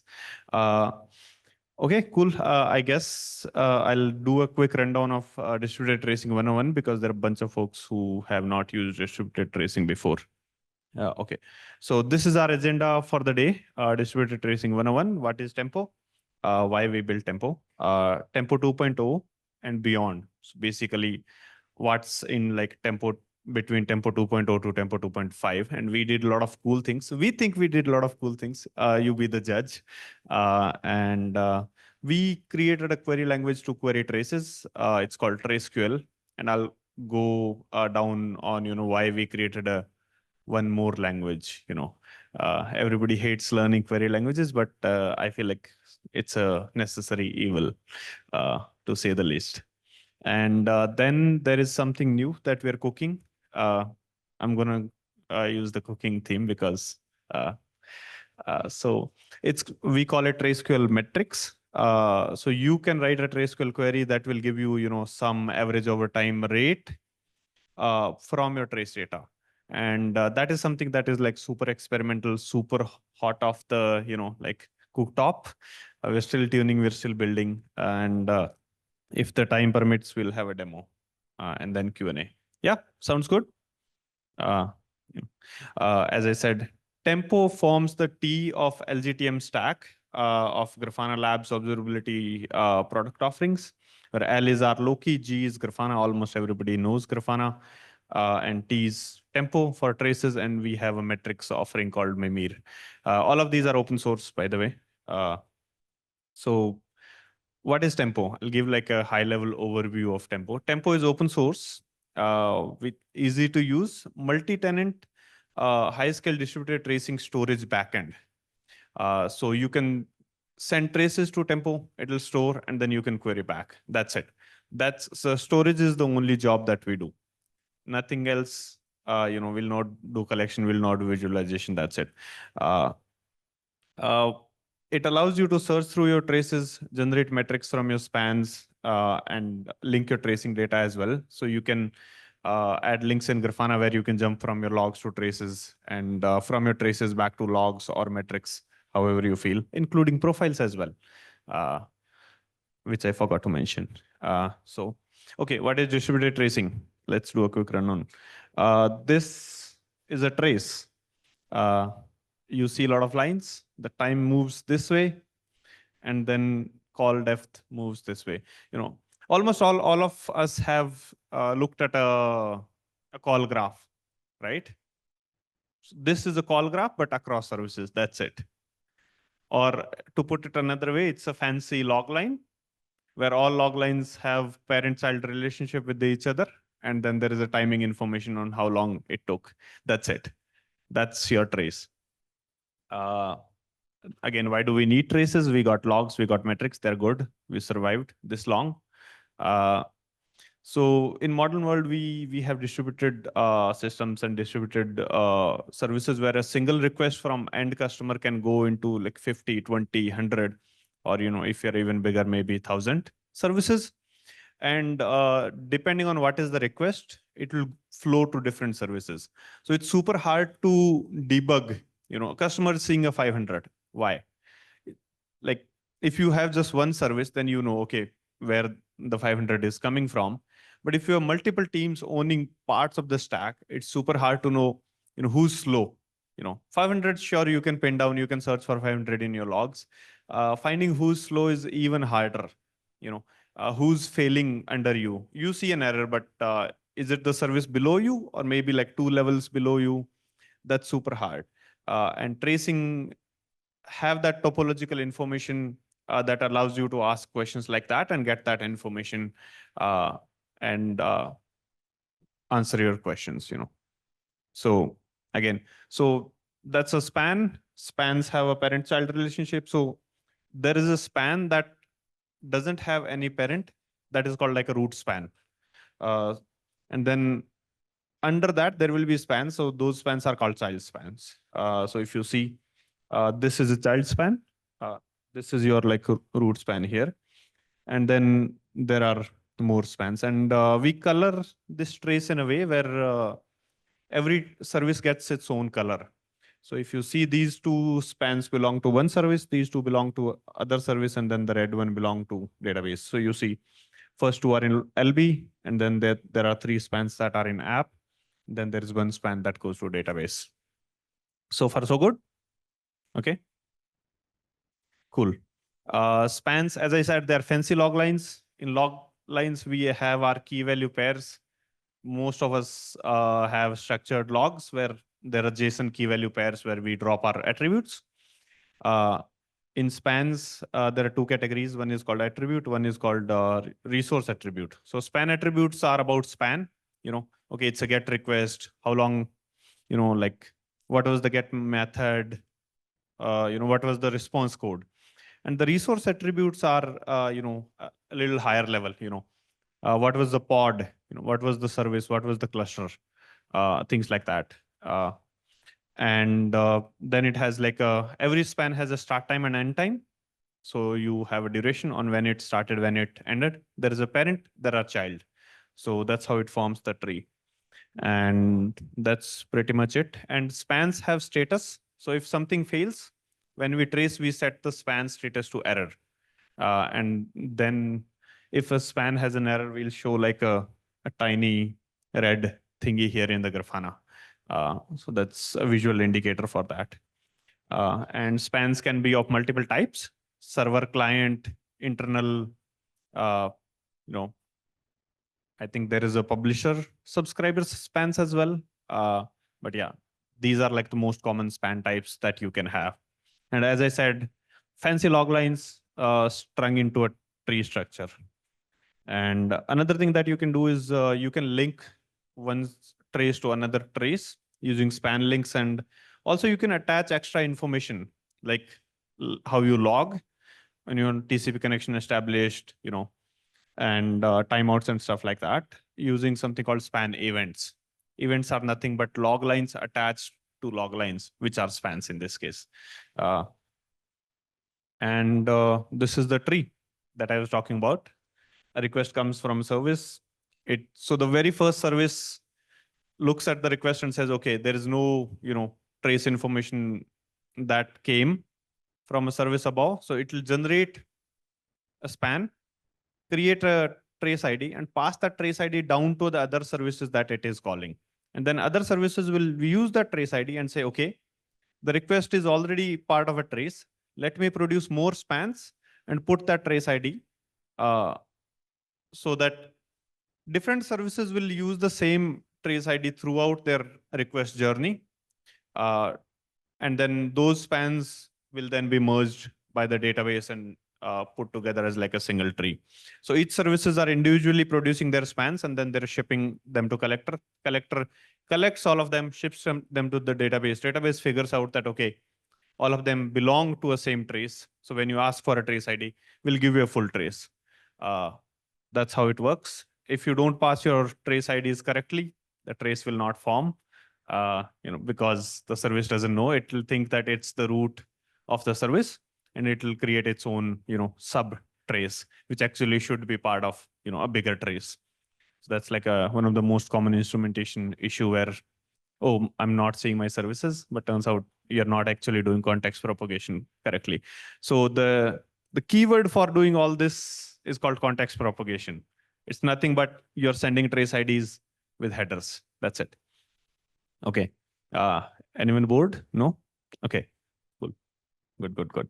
Okay. As I said, this is tracing 101. I'll talk about how do I do it. So there are 4 steps. You need to instrument your application. You need to collect these spans. You need to store them somewhere. Then you need to visualize. On the collection side, there are a bunch of instrumentation libraries and standards. Most common and popular one in today's age is OpenTelemetry, but people still have old applications that are instrumented with the Jaeger and Zipkin. So these are like the common one. There was OpenCensus, but then it was merged into OpenTelemetry. We don't talk about that. But some people have their code instrumented with OpenCensus as well. They provide SDKs to generate spans, attach metadata to those spans, and then you have collectors, step 2 of your application. So these collectors, you deploy them in your infrastructure. Your application will send spans to these collectors, right? OpenTelemetry collector is the popular one. there was Jaeger, Zipkin, and then we also have our own flavor of open telemetry collector called Grafana agent, or now it's called Alloy. So this will take these spans from applications, batch them up, then send them to a database. And that's where Grafana Tempo fits in the whole picture of your distributed tracing observability pipeline stuff. It's very simple. You give us spans, we give you traces back when you ask for it, obviously. And how do you ask for it? There is an API and there is a Grafana data source. As I see, almost all of you are using Grafana in some capacity. You can install Grafana data source, hook it up with your Tempo deployment, and then you can query, visualize traces. But if you fancy using APIs, there is an API that will give you raw trace data that you can build on. So that's it. That's the instrument collect, store, and visualize part of the journey. Okay, we good here, everybody? Okay, cool. Okay, so again, as I said, what are we cooking here? Why did we build Tempo? Distributed tracing was the most expensive signal in the observability pipeline so far. Who here have ran like a significantly sized Jaeger cluster? Raise your hand if you have ran significantly sized Jaeger cluster or a Zipkin cluster. No, none of you. Okay, cool. So Jaeger, Zipkin, these databases, you had to have a storage part of it. So in Jaeger, you have to have something like Elasticsearch, or I think Jaeger has bunch more storage backends. So that's where your data will live. And as you ingest more and more data, either you have to retain it for less time, so then you can't, like query for 2 weeks, 3 weeks, like you would have 3 days or 7 days worth of traces. So you're ingesting it, but then you can't store for longer because it's expensive to store. The underlying Elasticsearch, okay. Who here has operated Elasticsearch in some capacity? Hey, do you like operating Elasticsearch? No, right? So that's your answer on, like why people didn't like operating Jaeger. Because it was hard to operate. Because to operate Jaeger, you have to operate a database, and then you also have to operate another database to store your traces. And then you have to tune your Jaeger, you have to tune your Elasticsearch. Again, I don't want to, trash Jaeger here. We love Jaeger. It was the first distributed tracing backend that popularized distributed tracing. But it was hard, it was expensive. So one of the key things that Tempo did was we said, we'll not store data in another database. What we do is we take your data, we cut blocks, and then we throw it into object store. So your S3, GCS, whatever Azure offers or IBM offers, anything that is S3 compatible. So data is actually stored in an object store backend, and object stores are dirt cheap. When we query, we'll go make an API call to object store, give you your response back. And that allowed us to be very cost effective in trace storage. So now instead of like you sampling 0.001%, you can sample 1% maybe, or maybe 10%. There were some people who were sampling some services to 1%, but now with Tempo, they can sample 100%. So let's say there is a payment service that is super critical. You want to collect everything. But earlier it was not possible. With Tempo, it is possible. People can retain data for longer. You can easily retain for 30 days without thinking too much about cost. You can retain beyond as well, but that's up to you, right? Again, integration. Jaeger also had an integration because Grafana Tempo is built by Grafana. We have even better integration with Grafana. So that was Tempo so far. When Tempo was built, as we said, we store data in object store. So you were not allowed to search. The only way to get your data back was to have a trace ID. You can ask for the trace for that trace ID. So people used to log that trace ID into their logs, find the trace ID, go look at the trace. And again, that is not what we wanted, the user experience to be. So we built slowly over time, we built Tempo 2.0. Tempo 2.0 was effectively a rewrite of Tempo because we replaced the backend and we allowed you to search. and we gave you a language to search basically. So instead of cutting like raw blocks where we had our own storage format, we are now using Parquet. So the trace data is actually stored in Parquet files, and that allows us to effectively pull part of the data and perform searches instead of pulling all of the data back. So that was nice. We love Parquet. Another one was search capability. Because of Parquet, now we are reading less data from object store. We can give you search. And to search, the earlier search was just key value pair based. You can say, okay, cluster is equal to this, give me the data. But then we realize you can't really ask complicated questions with that. Like you can't say, okay, give me spans where service A is calling service B, or give me spans where service A is calling service B, but service B takes more than 1 second. That was not really possible. So we said, let's build a language where we can give that relationship, give the ability to express that relationship, to ask those questions and interrogate your data and get more value out of your tracing data. And then we also built, a lot of people wanted to retain their data for, like a year or so.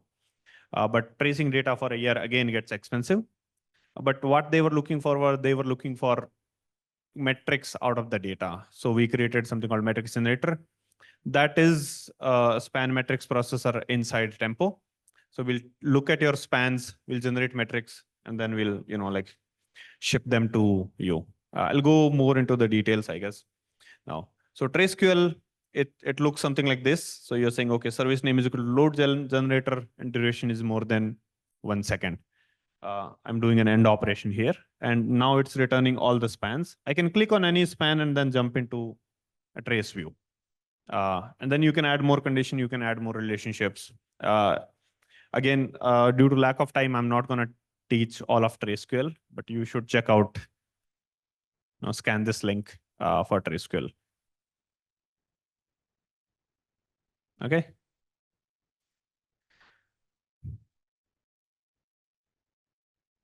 Cool. So TraceQL basics, as I said, traces have attributes. There are resource attributes. There are span attributes. So TraceQL just operates on that. So you can ask implicit things because a trace has a duration. You can just say duration more than 2 seconds. Spans have names, right? So you can ask for names. So, okay, like give me spans where span name is, this endpoint or this, whatever the text that you write in your span, whatever spans that you're looking for.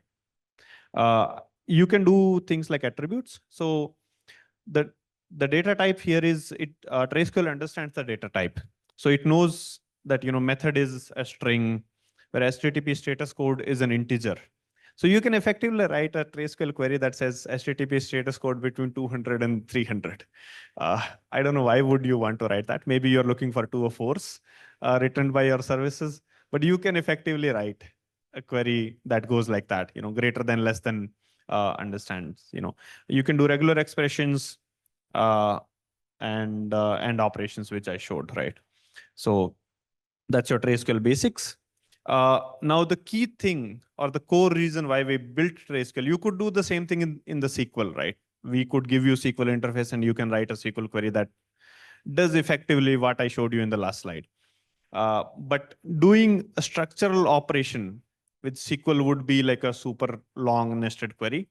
And this is one of the core reason why we built a query language, right? So now you can ask for things like, okay, give me spans where service foo is calling service bar.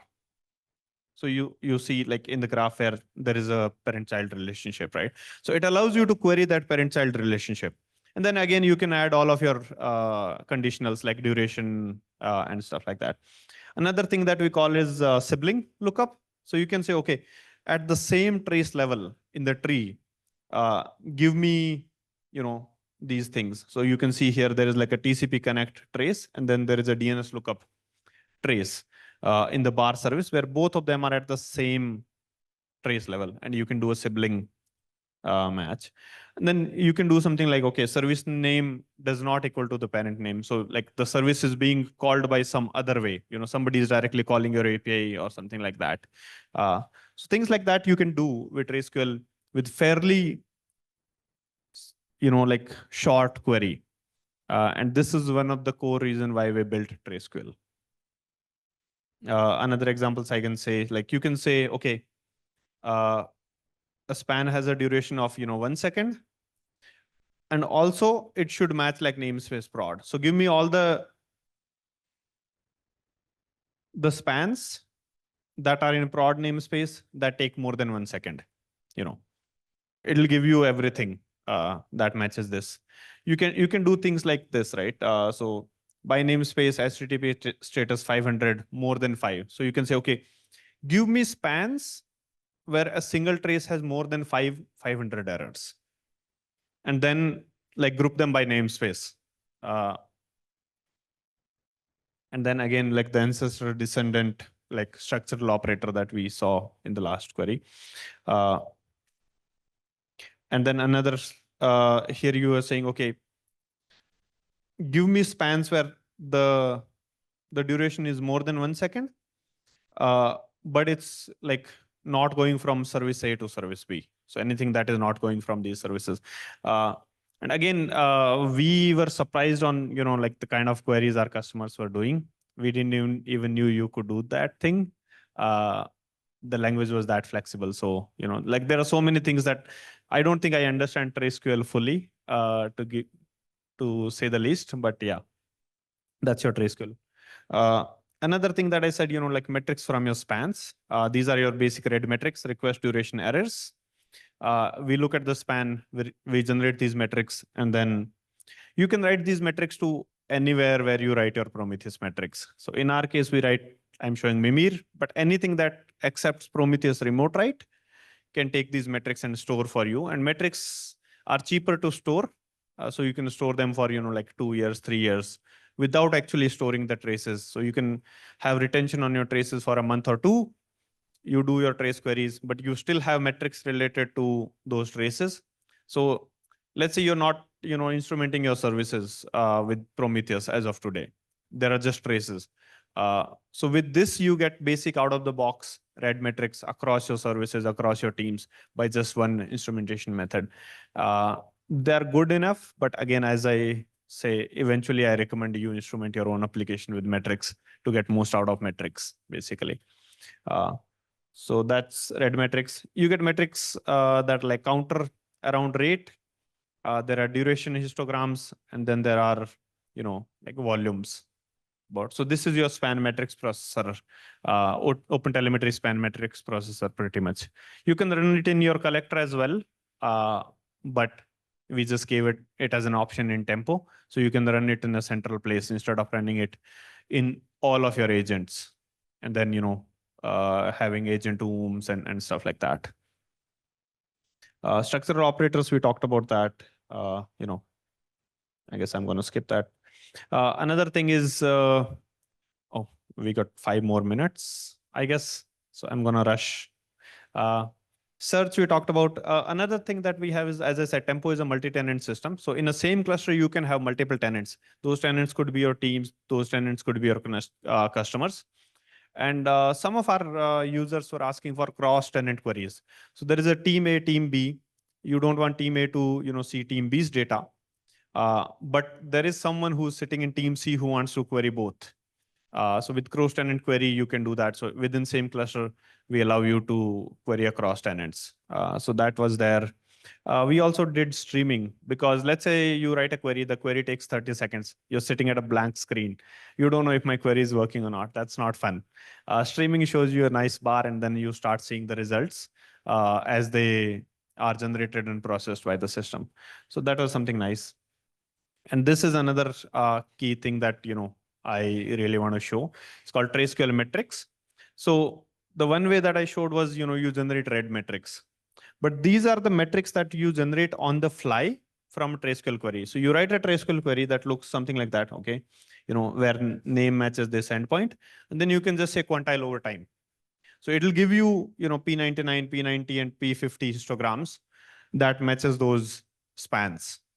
So you're literally generating metrics from your traces. And because traces have, like nanosecond granularity, here you can generate metrics that are as granular as your traces. You're not limited by scrape interval and things like that.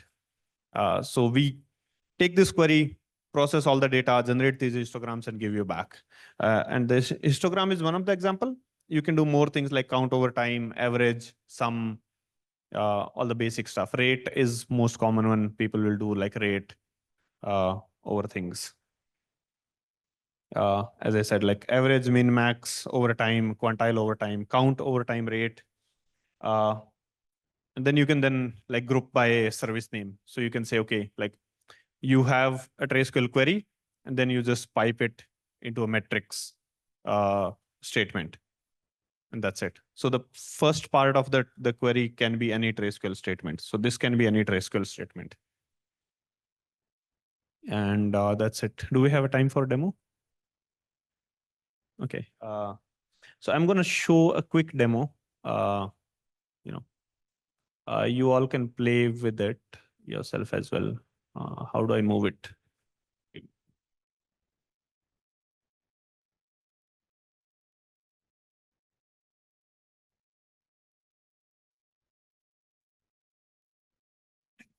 So this is on play.grafana.org. This is like our public sandbox. So you can literally go there and do these queries on your own. There is no authentication, no sign up, no login. It's open to public. So here we have like a dummy app that is pushing data. And I'm saying, okay, from shop backend service, give me spans that take more than 100 milliseconds. Okay, I see there are a lot of them. So I'll say, okay, give me 1 second, So it streamed, it gave you 8, jobs, and then you see these traces, right? So these are trace IDs, these are span IDs. I can take that, I can jump to the span directly. And then I can look at, things like this, You can look at the trace. As I was showing, I can do pipe by like a rate function by, and then resource dot,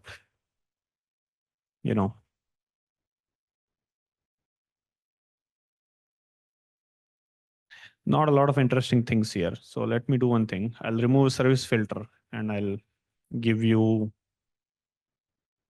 a rate of everything that takes more than 1 second. Resource dot service dot name. This should work. So here you see these metrics. These metrics are generated on the fly from your trace data, So that is nice, and then they are broken down by service. I can use any other attribute here. Service is just one of the attribute that I'm using. Here you can see I'm doing, status is equal to error, rate by cluster name, and pod name. So here I have basically, there is a nil, cluster name and pod name that has the most errors, So that's interesting. And you can see, okay, like this is hotel demo pod, and okay, I can just go back to doing it on cluster name. And then you can say, okay, like there are 3 clusters, nil cluster has the most errors, and then SE demo has the second most, and then there's third one. Okay. So that's it. Due to lack of time, I'm gonna keep the demo short. There's a Q&A. Do I have time for Q&A? Okay. Okay. This is a place, so you can scan this link, go join our community Slack, or find links to our community call. So the Tempo engineering team does a monthly community call where you can come ask about, tracing Tempo, anything related to, running Tempo at scale, issues that you're facing with Tempo. It's just engineers. It's 10:30 p.m. IST or 10 p.m. IST. I think, third week of the month. But yeah, the exact calendar is on the link. And there is a Tempo channel in the community Slack that you can join and hang out. Another thing is, I guess I should share. So Tempo is open source, but we also have like a cloud offering. When you don't want to run Tempo and you want me to be on call for your tracing storage system, it'll not be just me, obviously. But yeah, so that's it. Yeah, questions? Yeah, hi. So Utkarsh here. Can you please tell me how does the matrix generator, specifically in Tempo 2.0, extract and then compute the red matrix specifically? So we are using span matrix processor from Hotel, but that what it does is it gets a copy of every span that you are sending to Tempo, takes those spans and runs span matrix processor on it, and then you can configure the labels that you want to attach to those metrics. So indexing doesn't happen in between them? I mean, so Tempo doesn't store those metrics. What Tempo will do is it will take your spans, run span matrix processor on those spans, generate those metrics and remote write to your Prometheus or anything Prometheus compatible storage that you have. So if I go back here, so you see here, right? So Tempo is writing to Mimir here. So the storage indexing, everything is done by your Prometheus storage. It'll just take your spans and generate Prometheus metrics out of it, basically. Cool, thanks.